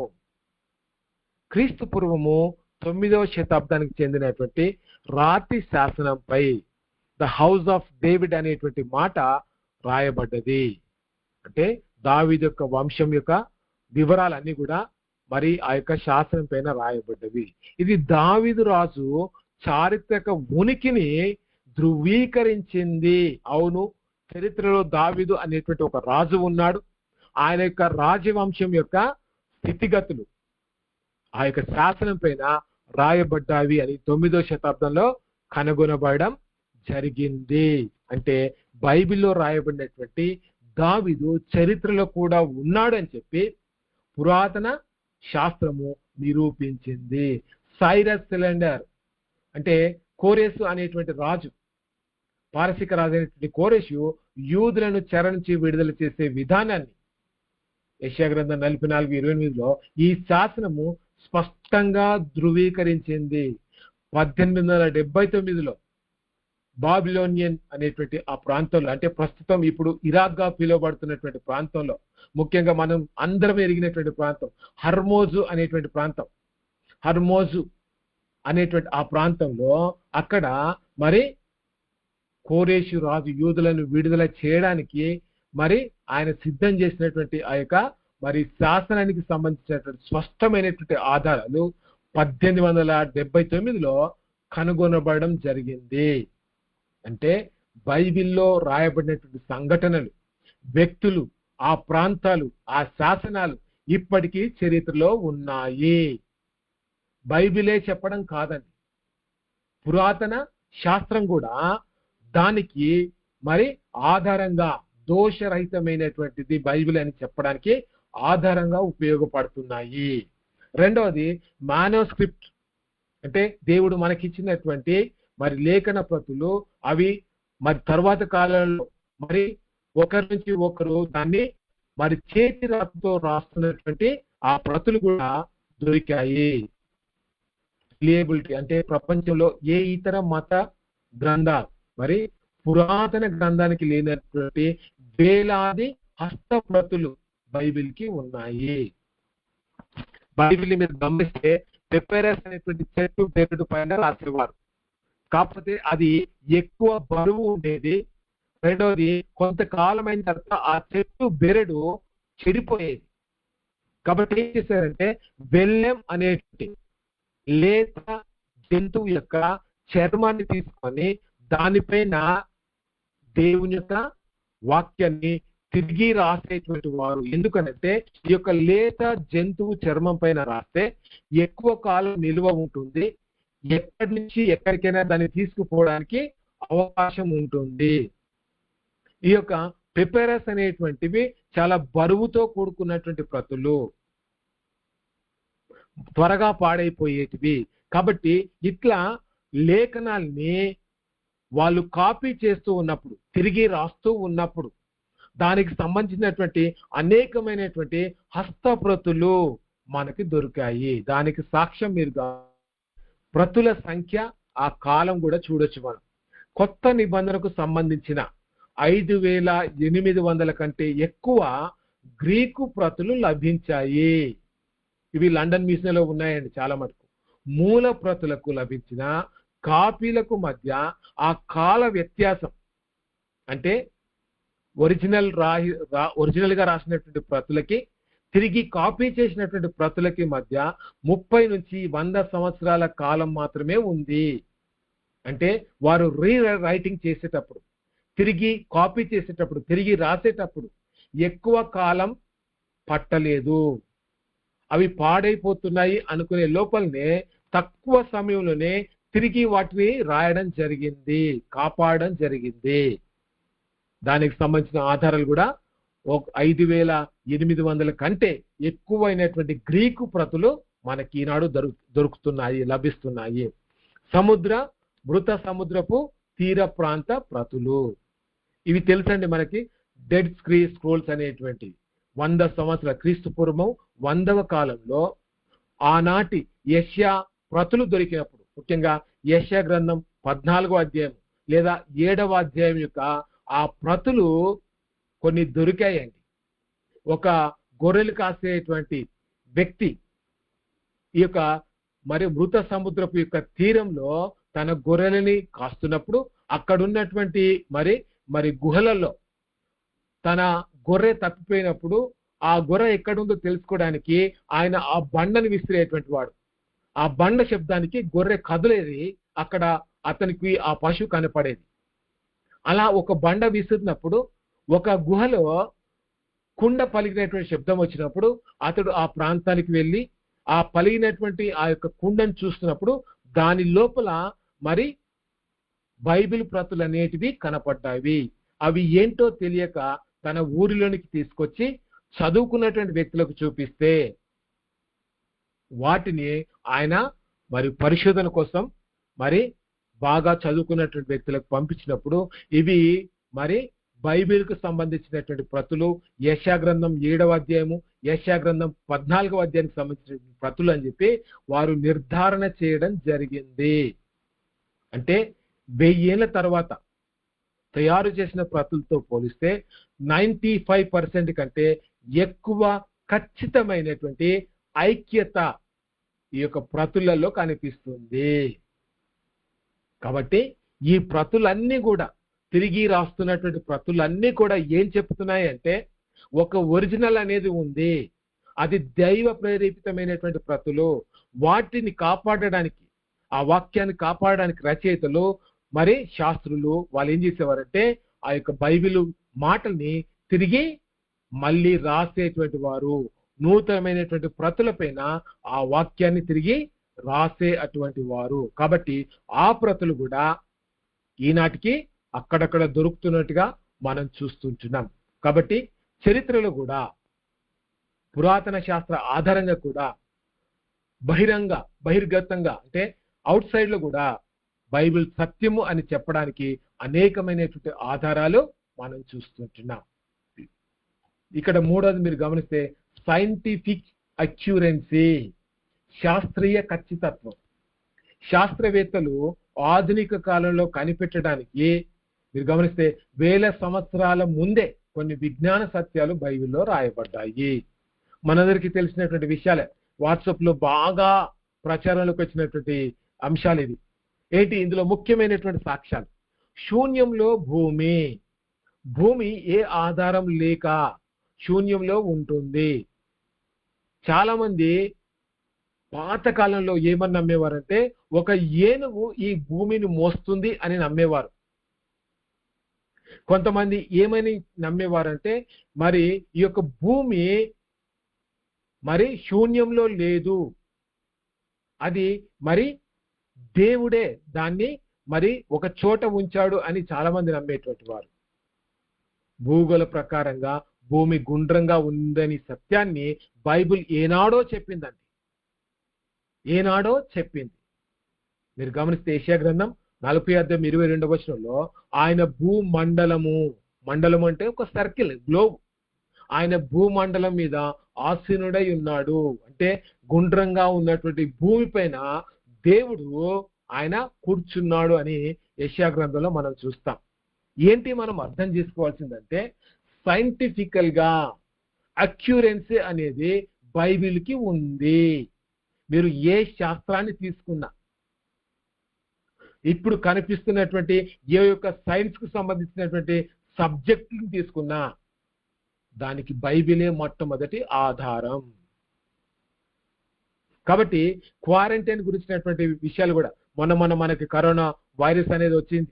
అప్పుడు మనం ఏం చేసాం, మన చేతులు బాగా డెటాల్ వేసి మరి పొద్దు నుంచి సాయంత్రం దాకా కడుగుడు మన చేతులన్నీ కూడా శుభ్రం చేసుకుంటూ ఉన్నాం.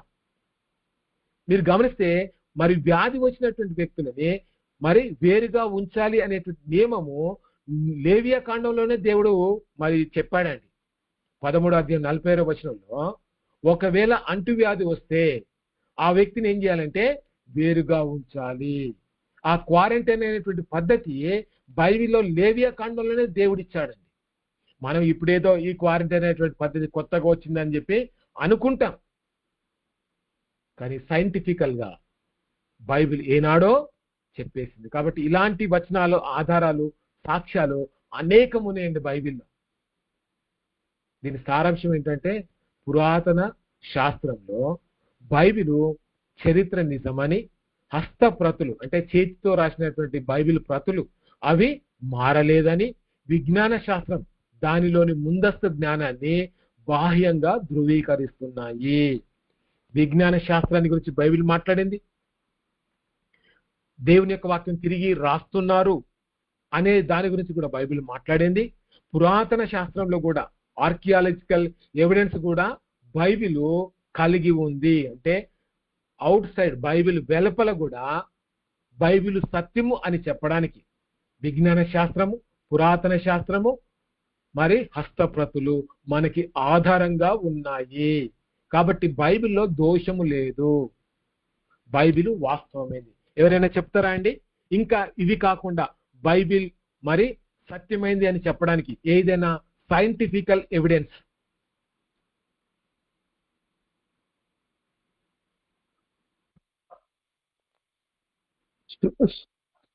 యెహోషువ సూర్యుని ఆపింది, అది నిజమే, కాలంలో తేడా ఉందని. అవును.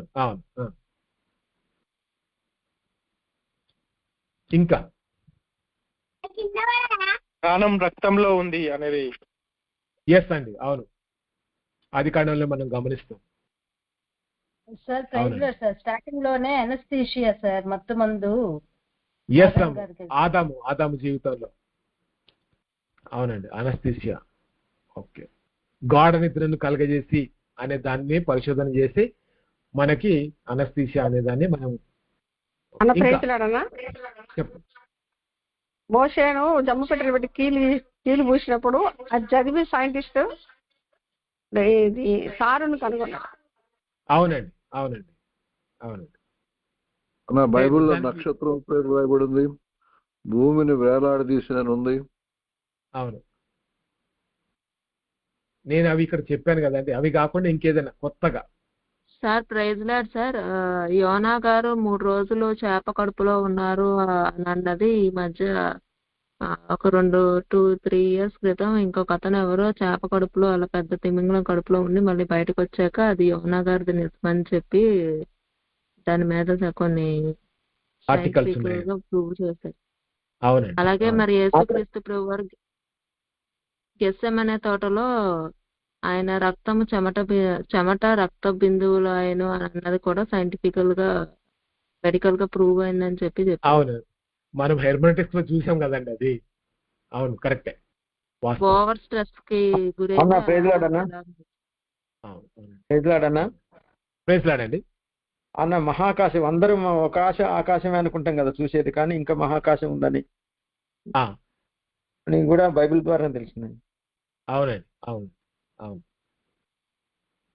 ఇట్లా అనేకమైనటువంటి సత్యాలు ఉన్నాయండి సైంటిఫికల్ గా, అంటే విజ్ఞాన శాస్త్ర ప్రకారంగా, సైన్స్ ప్రకారంగా, పురాతత్వ శాస్త్ర ప్రకారంగా అనేకమైనటువంటి ఎవిడెన్స్లు మనము బైబిల్ వెలుపల చూస్తుంటున్నాం. బైబిల్ వెలుపల ఇవన్నీ ఏం చెప్తున్నాయంటే, మీకు తెలుసా లేదా, చాలా మంది సైంటిస్టులు మీకు తెలుసా బైబిల్లో నుంచి మేము కనుగొన్నామని చెప్పేటువంటి సందర్భము చాలా ఉన్నాయండి. సైంటిస్టులు అయ్యా ఈ యొక్క మరి ఇన్వెన్షన్ మీరు ఎట్లా చేశారు అని అంటే బైబిలే ఆధారం అని చెప్పారు చాలా మంది సైంటిస్టులు. అంటే ప్రతి శాస్త్రానికి ఆధారం ఏంటి అంటే దేవుని యొక్క వాక్యము. దేవుని యొక్క వాక్యంలో తప్పు లేదు. దేవుడు పరిశుద్ధాత్మ ద్వారా ప్రేరేపించి రాయించినటువంటి వాక్యము చారిత్రక కోణంలో, విజ్ఞాన శాస్త్ర కోణంలో వాస్తవమైనటువంటి అనేకమైనటువంటి సత్యాలు మనం తెలుసుకునే అవకాశం ఉంది. కాబట్టి బైబిల్ సత్యము. బైబిల్ సత్యమని మనము మరి లోపలి ఆధారాలు చూసాము, చరిత్రలో బయట కూడా ఆధారాలు మనం చూసి బైబిల్ వాస్తవమైంది అని మనం నిరూపిస్తుంటున్నాము. థ్యాంక్ యూ అండి, మీరు అందరూ కూడా స్పందించినందుకు చాలా సంతోషం. మరొక మరి అంశంలోకి మనం వెళ్తున్నాం.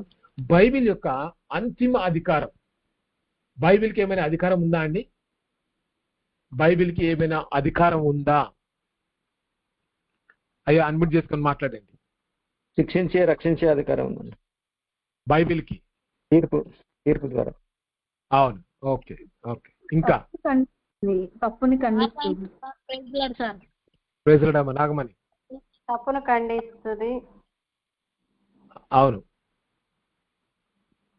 ఈ పాపాన్ని ఒప్పింపనిస్తుంది, పరిశుద్ధతనిస్తుంది సార్. అవునండి, ఓకే ఓకే ఓకే. అన్న బైబిల్ కి ఖండించే అధికారం ఉందన్న. ఆయన వాక్యం ఖడ్గం వంటిది, శుద్ధి వంటిది, అగ్ని వంటిది. ఎస్ అండి, ఎస్ అండి, అవునండి, కరెక్ట్. తప్పులు, శిక్షలు ఇవన్నీ చూసి చట్టాలు నియమించబడ్డాయి బైబిల్ ఆధారంగా. అవునండి, వండర్ఫుల్ పాయింట్, ఎక్సలెంట్. అవునండి, ఈనాడు చట్టాలు మనం ఎక్కడి నుంచి తెచ్చుకున్నామంటే బైబిల్ నుంచే. ఇంకా ఏమైనా అంతిమ అధికారం ఉందా బైబిల్కి?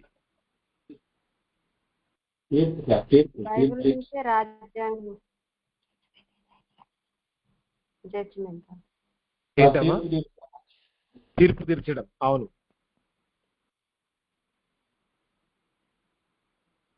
రైట్ అండి. చూద్దాం, మనం ముందుకెళ్ళాలి. సార్ ప్రైజ్ లార్డ్ సార్, మనల్ని సరి చేసుకునే అర్థం వంటిది సార్ బైబిల్. అవునండి, అవును, మనల్ని సరి చేయడానికి బైబిల్ దానికి అధికారం ఉంది. అవును, correct. Praise lord sir. Praise lord అండి. ఆయన సృష్టికర్త కాబట్టి సమస్తం పైన ఆయనకి అధికారం ఉంది. అవునండి, సమస్తం పైన ఆయనకి అధికారం ఉంది. బైబిల్ యొక్క అంతిమ అధికారం. అవును, ఇట్లా చెప్పండి. బండను తప్పించగలది.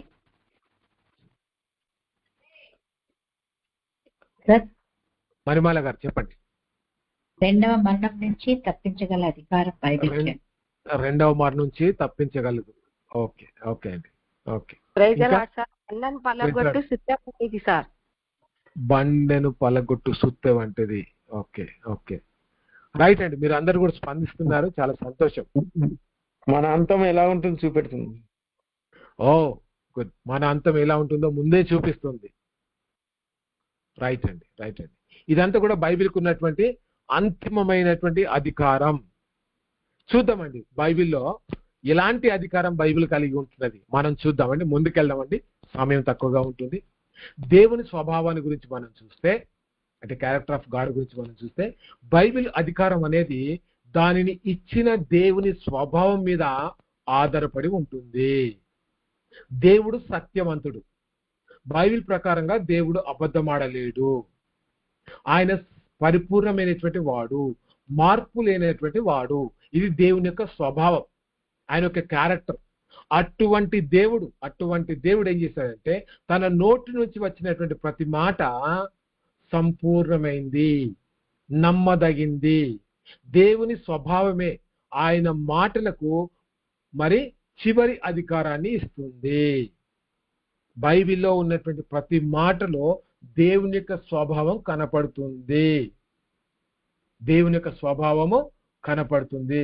ప్రతి మాట, నువ్వు అబద్ధం ఆడట్లేదు, నువ్వు సత్యమే పలుకుతున్నావు అంటే ఆ సత్యము అంటే దేవుడే.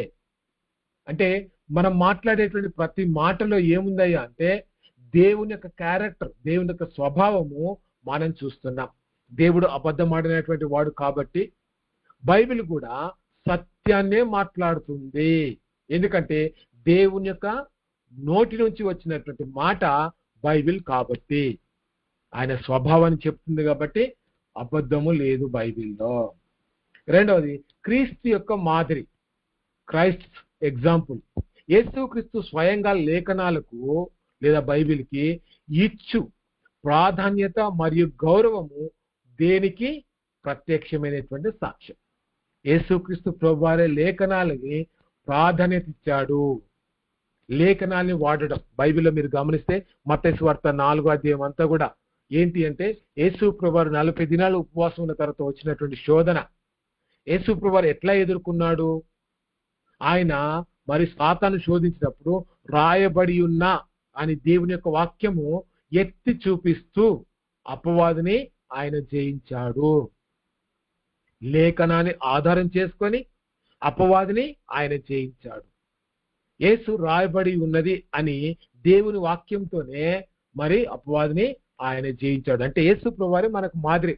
మనం కూడా వాక్యాన్ని కంఠస్థం చేయగలిగితే, వాక్యము మన హృదయంలో ఉంటే ప్రతి పరిస్థితుల్లో ఆ వాక్యం మనతో మాట్లాడుతుంది. ఏమి చేయాలి, ఏం చేయకూడదు, మనం ఎట్లా దేవుణ్ణి ఆరాధించాలి, కష్ట పరిస్థితుల్లో మనం ఎట్లా ఆదరించబడాలి, మనం ఏ విధంగా జీవించాలి అనేది ప్రతిదీ కూడా దేవుని యొక్క వాక్యంలో దేవుడు మన కొరకు రాయించాడు. వాక్యంలో యేసు ప్రభువు కూడా వాక్యాన్ని ఆధారం చేసుకుని సాతానుని జయించాడు. అది బైబిల్కు ఉన్నటువంటి అధికారం. బైబిల్కు ఉన్నటువంటి అధికారం లేఖనాల నెరవేర్పు. తాను ధర్మశాస్త్రాన్ని కొట్టివేయడానికి కాక నెరవేర్చడానికి వచ్చానని యేసు ప్రభువు మత్తయి సువార్త 5:17లో ఆయన మాట్లాడాడు. పాత నిబంధన ప్రతి మాట దేవుని అధికారంతో కూడుకున్నదని ఆయన తన జీవితం ద్వారా నిరూపించాడు.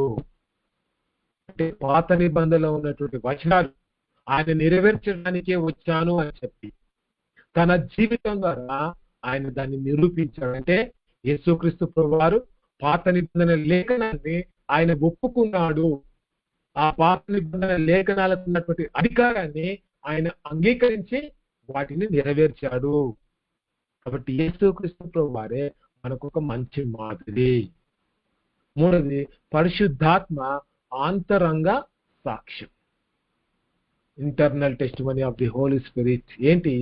మానవ మేధస్సు లేదా తర్కము మాత్రమే బైబిలు దేవుని వాక్యం అని సంపూర్ణంగా నమ్మించలేదు. వాదించడం ద్వారా దేవుని యొక్క వాక్యము సత్యమని ఎన్నడూ మనం నిరూపించలేమండి. బాగా అర్థం చేసుకోవాలి. సవాలు చేస్తూ గట్టిగా మాట్లాడుతూ మన మేధస్సును ఉపయోగించి బైబిల్ సత్యమని ఎప్పుడు నిరూపించలేమండి మనం. ఒకవేళ నిరూపించాల్సిన పరిస్థితి వస్తే ఆంతరంగిక నిశ్చయత, మన హృదయంలో నిశ్చయత, పరిశుద్ధాత్మ దేవుడు విశ్వాస హృదయంలో క్రియాశీలకంగా పనిచేసినప్పుడు, అంటే కార్యం చేసినప్పుడు, ఈ బైబిల్ వాక్యము నిజంగా దేవుని మాట అని ఆయన అంతరంగిక నిశ్చయితను మరియు సాక్ష్యాన్ని కలిగిస్తుంది. ఒక వ్యక్తి రక్షింపబడాలి, నేను పాపిని అని తెలుసుకోవాలంటే బైబిల్ చదవాలి, పరిశుద్ధాత్మ దేవుడు అతని హృదయాన్ని ఒప్పింపజేయాలండి. బైబిల్ చదివితేనే దేవుడు అంటే ఏంటో మనకు అర్థమవుతుంది. కాబట్టి వాదించడం ద్వారా ఒక వ్యక్తిని మనం మార్చలేము. ఆ వ్యక్తి బైబిల్ చదువుతూ ఉన్నప్పుడు పరిశుద్ధాత్మ దేవుడు అతని హృదయంలో పశ్చాత్తాపాన్ని పుట్టిస్తాడు. బైబిల్ వాక్యమే నిజము అనే మాట తన హృదయంలో ఆయన అంగీకరిస్తాడు.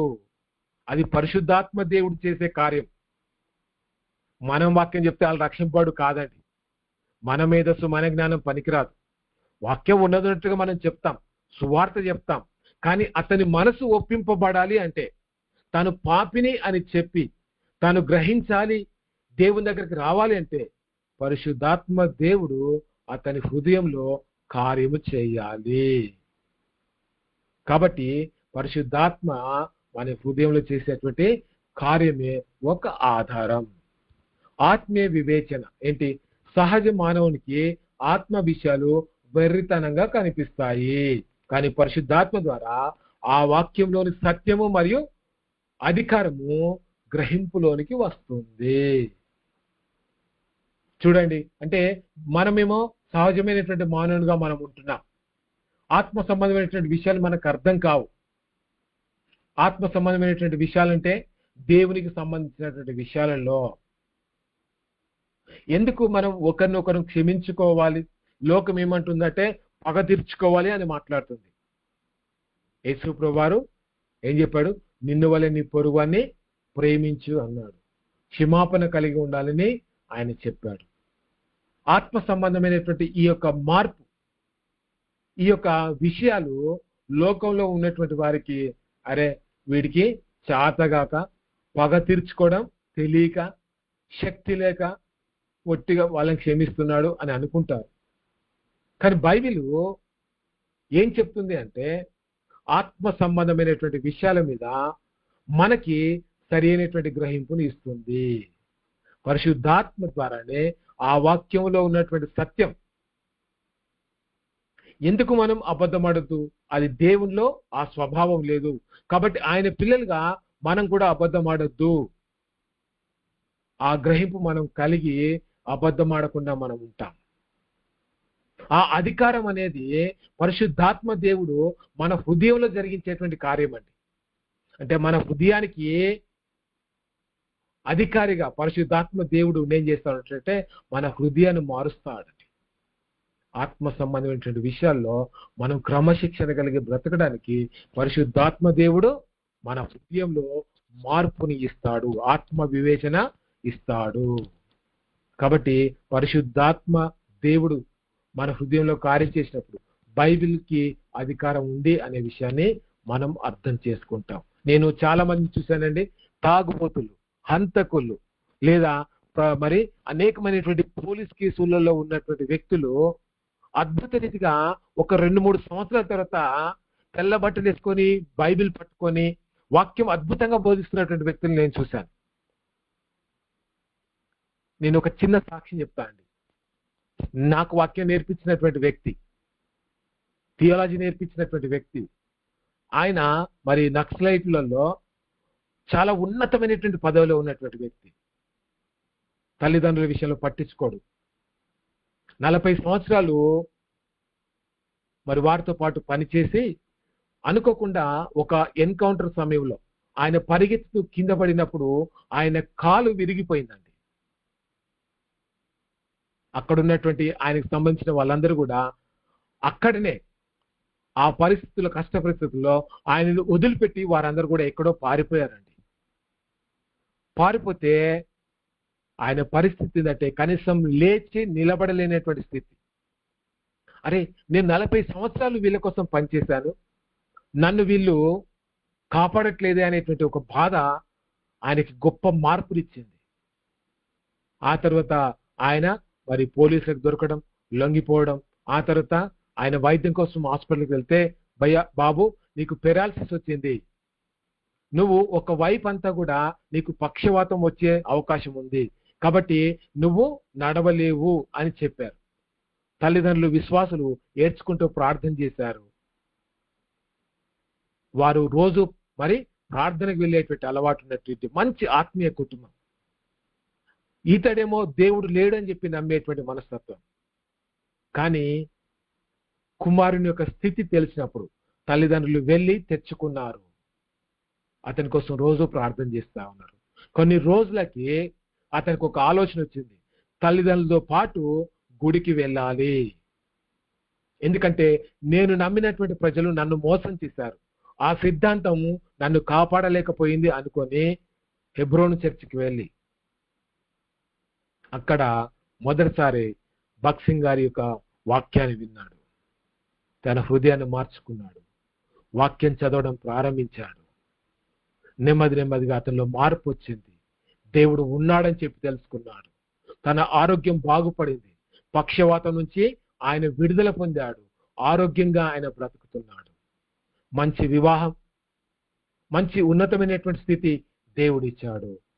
నేను నేర్చుకున్నటువంటి వేదాంతం, దేవుని గురించినటువంటి దైవశాస్త్రం నేను మాత్రమే తెలుసుకోవడం కాదు అని చెప్పి ఆయన అనేకులకి వాక్యాన్ని నేర్పించే రీతిగా ఒక గొప్ప థియాలజికల్ సెమినరీని స్టార్ట్ చేసి అనేక ప్రాంతాలలో వాక్యాన్ని నేర్పిస్తున్నాడు.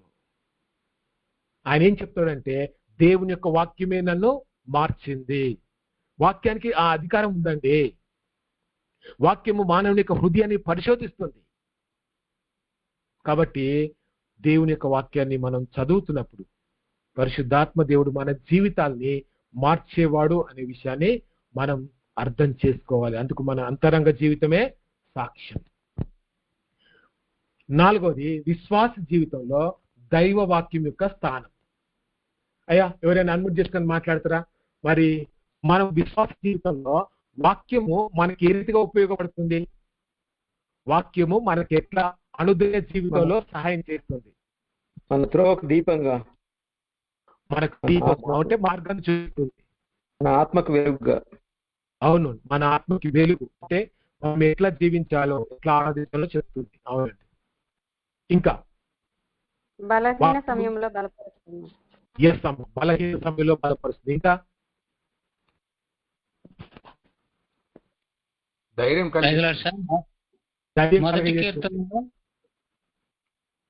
మొదటి కీర్తనలో మనం ఎలా నడవాలి, నడవకూడదు, ఎక్కడ కూర్చోవాలి, ఎక్కడ కూర్చోకూడదు, అవన్నీ కూడా మొదటి కీర్తన అంతట్లో మనకు బోధిస్తా ఉంది. అవునండి, మనం చెట్టులాగా ఉండాలి, పొట్టులాగా ఉండకూడదు అనేది వాక్యం మనకు నేర్పిస్తుంది. అవును,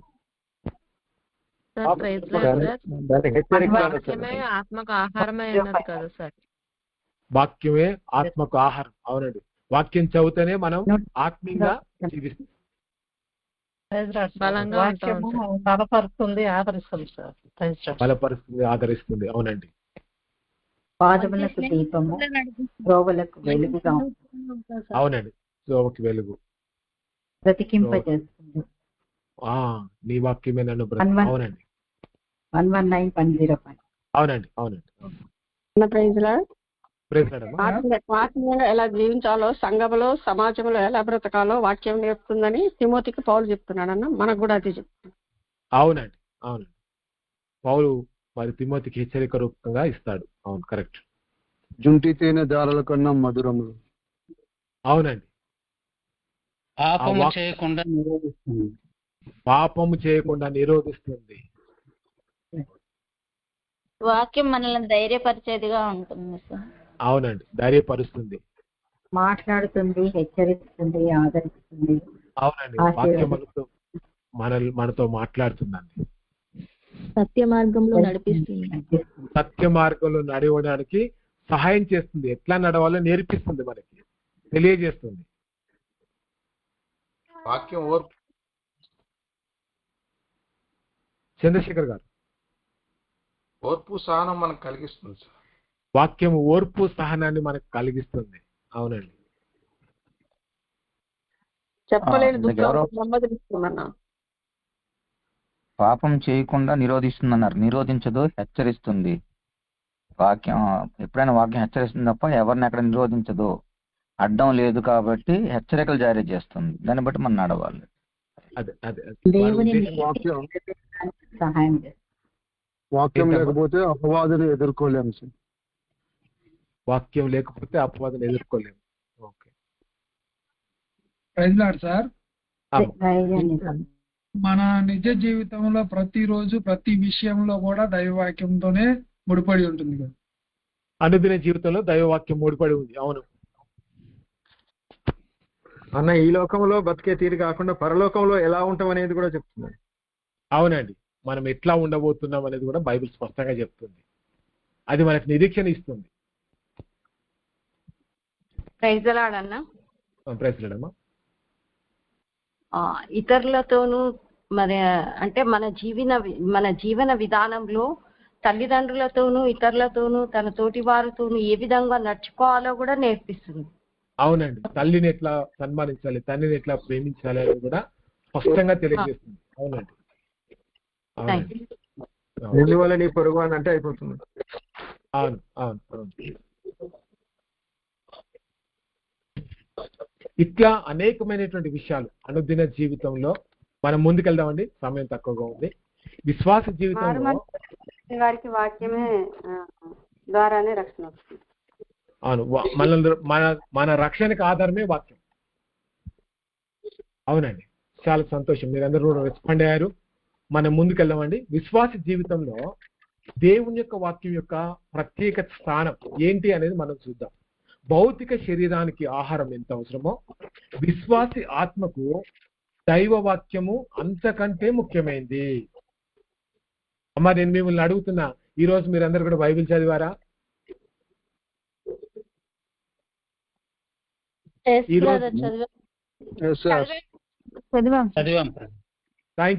అండి, థ్యాంక్ యూ అండి. చాలండి. అంటే వాక్యం మనం చదవడం అనేది మన శరీరానికి ఆహారం ఎంత అవసరమో వాక్యం కూడా మన యొక్క ఆత్మకి అంత అవసరమైంది. అంతకంటే ఎక్కువైనటువంటి మరి ఆత్మీయ ఆహారము దేవుని యొక్క వాక్యమే. ఆత్మీయంగా అది పాల లాంటిది, మొదటి మెట్టు. కొత్తగా రక్షింపబడినటువంటి విశ్వాసులు వాక్యమనే పాల వలన ఆత్మీయంగా వారు ఎదుగుతారు. వాక్యం అనేటువంటి పాల వలన వారు ఆత్మీయంగా ఎదుగుతారు. ఆత్మీయ ఆహారం అంటే పరిణితి చెందినటువంటి వారు. వాక్యము అనుదిన ఆహారం లాంటిది. యేసుక్రీస్తు శోధనలో ఉన్నప్పుడు మనుషుడు రొట్టె వలన కాదు కానీ దేవుని నోటి నుంచి వచ్చు ప్రతి మాట వలన జీవించదని యేసు ప్రభువారు ఆ లేఖనాన్ని ఆధారం చేసుకొని అపవాదిని ఎదిరించాడు. అంటే మన జీవితంలో మనము ఆహారం కంటే, రొట్టె కంటే దేవుని యొక్క వాక్యానికే మనం విలువ ఇవ్వాలి. అది యేసు ప్రభువారు వాక్యాన్ని ఆధారం చేసుకున్నాడు, అపవాదిని ఎదిరించాడు. మన అనుదిన ఆహారము దేవుని యొక్క వాక్యమై ఉండాలి. బలాన్ని, జీవాన్ని ఇస్తుంది. భౌతిక ఆహారము శరీరాన్ని బలపరిచినట్లే ప్రతి దినము వాక్యాన్ని ధ్యానించడం ద్వారా విశ్వాసి ఆత్మ బలపడుతుంది. మీరు వాక్యం చదవకపోతే శోధనలో పడిపోయే అవకాశం ఉంది. భౌతికంగా మీరు ఆహారం ఆహారాన్ని తీసుకోకపోతే ఎంతగా బలహీనపడిపోతారో, వాక్యం చదవకుండా మీరు ఉంటే ఆత్మీయంగా కూడా మీరు అంత బలహీనులైపోతారు. శోధనని తట్టుకునే శక్తి ఎప్పుడుందంటే ప్రతిరోజు బైబిల్ చదవడం ద్వారా. రోజు బైబిల్ చదివితే మనం శోధనని ఎదుర్కోగలుగుతాం. అంటే వాక్యం మనకి ఆ శోధన సమయంలో ఏం చేయాలి అనేది మనకు స్పష్టంగా నేర్పిస్తుంది. అయ్యా గంగాధర్ గారు, ఆత్మీయ యుద్ధంలో ఆత్మీయ యుద్ధంలో ఒక ఆయుధం లాగా అది మనకు ఉపయోగపడుతుంది. ఇక్కడ వెపన్స్ ఆఫ్ స్పిరిచువల్ వార్ఫేర్ అంటే మనకి ఈ యుద్ధం కనిపించదండి. ఇక్కడ మీరు గమనిస్తే విశ్వాస జీవితం కేవలం శాంతియుతమైనదే మాత్రమే కాదు, అది అపవాదితో సైతాన్తో చేసే ఒక ఆత్మీయ పోరాటం అండి. ఎఫెసీ పత్రిక 6వ అధ్యాయం అంతా కూడా దీని గురించే మాట్లాడుతుంది. అందుకే ఆత్మ ఖడ్గాన్ని మనం కలిగి ఉండాలి. దేవుడిచ్చే సర్వాంగ కవచనాన్ని ఏకైక దాడి చేసేటువంటి ఆయుధం, మనకున్నది ఒకే ఒక ఆయుధం, అది ఆత్మ ఖడ్గం, అదే దేవుని యొక్క వాక్యము. ఆ వాక్యాన్ని మనం ధరిస్తూ మనకొస్తున్నటువంటి ప్రతి ఒక్క సమస్యని మనం ఎదుర్కొనే ప్రయత్నము చేయాలి. వాక్యాన్ని ఆధారం చేసుకునే మనం బ్రతకాలి. అది మనకి ఆత్మ ఖడ్గము దేవుడిచ్చాడు. శోధనని జయించడానికి యేసుక్రీస్తు అపవాదిని జయించి వాక్యం ద్వారానే ఆయన తన యొక్క ఆయుధాన్ని ఉపయోగించి అపవాదిని ఆయన తరిమివేశాడు. పాపం కూడా రక్షణ. విశ్వాస హృదయంలో వాక్యము నివసిస్తున్నప్పుడు అది పాపము చేయకుండా కాపాడుతుంది. అంటే ఎట్లా? ఆ వాక్యము మనకి గుర్తు చేస్తుందండి.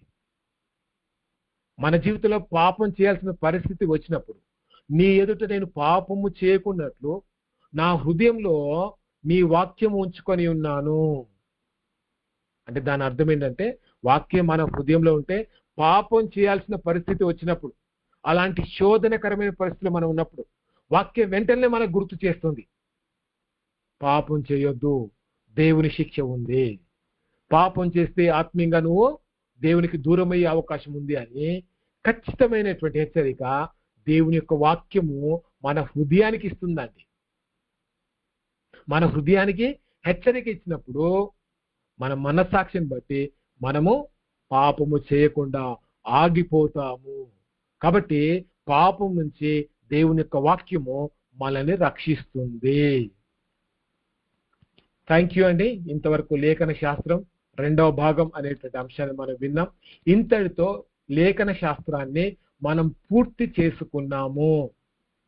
వాక్యం యొక్క దైవ ప్రేరేపితము, పొరపాటు లేనటువంటి తలము, తర్వాత సాధారణ ప్రత్యక్షత, ప్రత్యేకమైనటువంటి ప్రత్యక్షత, వాక్యం మన అనుదిన జీవితంలో ఏ రీతిగా ఉపయోగపడుతుంది అనేటువంటి అనేకమైనటువంటి విషయాల్ని మనం చూసాము. దీంతో ఈ యొక్క లేఖన శాస్త్రము ముగించబడ్డది. ఈ రోజు చెప్పబడినటువంటి క్లాసులో నుంచి ఏదైనా అర్థం కానిది, ఏదైనా ప్రశ్న ఉంటే దయచేసి అడగండి, దాన్ని మనం క్లియర్ చేసుకుందాం.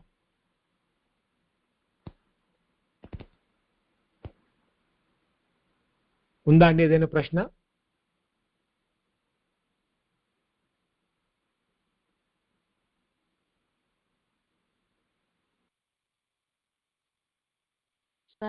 ప్రైజ్ లార్డ్ అండి. సార్ నాకు డౌట్ అయితే లేదు కానీ సార్ నా మెటీరియల్ నాకు ఇంకా అందలేదు సార్. నేను గ్రూప్ లో కూడా మెసేజ్ పెట్టాను, దానికి ఎవరు రెస్పాన్స్ అవ్వలేదు. అమ్మా మీకు మెటీరియల్ అందుతుందమ్మా, తప్పకుండా మీకు అందే ప్రయత్నం మేము చేస్తాం. దాని విషయాలు ఏం తొందర లేదమ్మా, మీకు వస్తుంది మెటీరియల్ తప్పకుండా. ఓకే, ఇంకా ఏదైనా చెప్పబడినటువంటి సార్ ప్రైజ్ లార్డ్ సార్ తర్జుమా విషయంలో ఇప్పుడు మీరు మాట్లాడారు కదా, ఇప్పుడు తర్జుమా విషయంలో మనకు తెలుగులో కొన్ని సందర్భానుసారంగా అర్థాలు కానీ కొన్ని వేరే ఉన్నాయి అని అనుకున్నాం కదా. ఇప్పుడు మనం ఒరిజినాలిటీగా మనం తెలుసుకోవాలంటే హెబ్రీలో పదాలను తీసుకొని మనం అర్థం చేసుకోవాలా సార్? ఇప్పుడు హెబ్రీకి వెళ్ళడమేనా? అది పాత నిబంధన అయితే హెబ్రీ బైబిల్లో ఉన్నటువంటి పదాలు మనం ఇప్పుడు టెక్నాలజీ పెరిగిందండి, ఇంటర్నెట్ లో కూడా ఈ తెలుగు వచనాలకి హెబ్రీ వచనాలు మనం చూసుకునే అవకాశం ఉంది. కాబట్టి అట్లా చూసుకుంటే దానికి సంబంధించిన అర్థం కూడా హెబ్రీ పదానికి ఉన్నటువంటి ఒరిజినల్ మీనింగ్, ఆ టెక్స్ట్ యొక్క అసలైనటువంటి అర్థాన్ని మనం ఇంటర్నెట్ ద్వారా తెలుసుకునే అవకాశం ఉంది. మనం నెట్ లో చూసుకోవచ్చండి. అట్లా తెలుసుకుంటే బైబిల్ ఇంకా బాగా అర్థం అవుతుంది. అదే సార్, ఇంకా బాగా ముఖ్యంగా ఇంకా బాగా అర్థం చేసుకోవడానికి అందులోకి వెళ్ళాలి కదా అనేది నా ఉద్దేశం.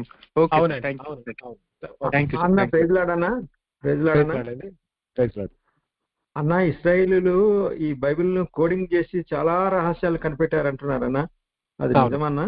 మరి రాబోయే సంగతులు, ఈ పరిశోధనలు, నోబెల్ ప్రైజులు గెలవటం కూడా ఈ కోడింగ్ ద్వారానే వాళ్ళు చాలా రహస్యాలని, చాలా అద్భుతాలను సృష్టించగలుగుతున్నారని అంటున్నారన్న. అవునండి, నేను ఇంతకు చెప్పాను కదా. అవునండి, చాలా మంది సైంటిస్టులు బైబిల్ ని ఆధారం చేసుకునే మేము ఈ ఇన్వెన్షన్ మేము చేశాము అని వాళ్ళు స్వయంగా స్టేట్మెంట్ ఇచ్చారండి. అన్న లేటెస్ట్ గా కంప్యూటరైజ్డ్ అన్న ఇప్పుడు ఈ టెక్నాలజీ ద్వారా చేస్తున్నారు అంటున్నాను ఇప్పుడు. అవును అవును అవును అవునండి. ఓకే అన్న మన బైబిల్ అన్నిటికంటే ముఖ్యంగా అన్న నా ఉద్దేశంలో అంటే తలంపులకు కావలి కాస్తుంది అన్న వాక్యం. ఇది తలంపులలో కావలి కాయబడినప్పుడు మనం బయటికి ఇంకా అసలు మనం కోపం కానీ అసూయ కానీ ఇంకా ఇంకేదన్నా తప్పుదారంగా కానీ శోధనలో కానీ పడం కదన్నా. అది ఎంతో నాకు పవిత్రంగా ఎంతో అద్భుతంగా అనిపిస్తుంది అన్న. అది నిజమే కదన్నా? అవును నిజమే నిజమే అండి. మనం తలంపులనే కంట్రోల్ చేసుకున్నప్పుడు ఇంకా తప్పు దానికి తావుండదు నేను అనుకుంటానన్నా. యెహోషువ గారి గురించి చెప్పరా బ్రదర్? యెహోషువ గారు అదే సూర్యుని ఆపివేస్తారు కదా, అది దాని గురించి కొంచెం ఎక్స్ప్లెయిన్ చేయరా? అక్కడ మీరు గమనిస్తే మరి సూర్యుడు ఆగిపోయినట్టుగా మనం చూస్తామమ్మా. ఆ యుద్ధ సమయంలో వాళ్ళు గెలవాలి అంటే వాళ్ళకి సమయం ఎక్కువ కావాలి కాబట్టి ఉదయించడం అనేది ఆగిపోయినట్టుగా మనం చూస్తాం. దాని యొక్క అర్థం ఏంటంటే అక్కడ భూమి పరిభ్రమిస్తుంది. ఆ పరిభ్రమించేటువంటి సమయంలో కాస్త సమయం ఎక్కువ వారికి దొరికింది అనేది మనం చూస్తాం. చారిత్రక కోణంలో కూడా ఇప్పటికీ సైంటిస్టు దాని మీద పరిశోధన చేస్తా ఉన్నారు. అంటే ఒక రోజులో ఒక అర్ధ భాగం వారు లెక్కిస్తున్నప్పుడు ఒక అర్ధ భాగం ఎక్కువగా వస్తుంది, ఇంకొక అర్ధ భాగం కనిపించట్లేదు అని నాసా సైంటిస్టులే వారు స్టేట్మెంట్ ఇచ్చారండి.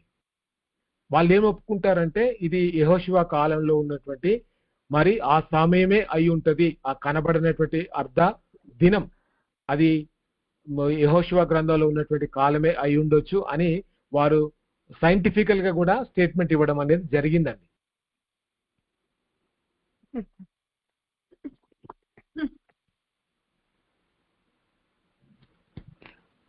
అన్న ఈ విషయంలో అన్నిలు కాపీ కొడుతున్నారన్నా.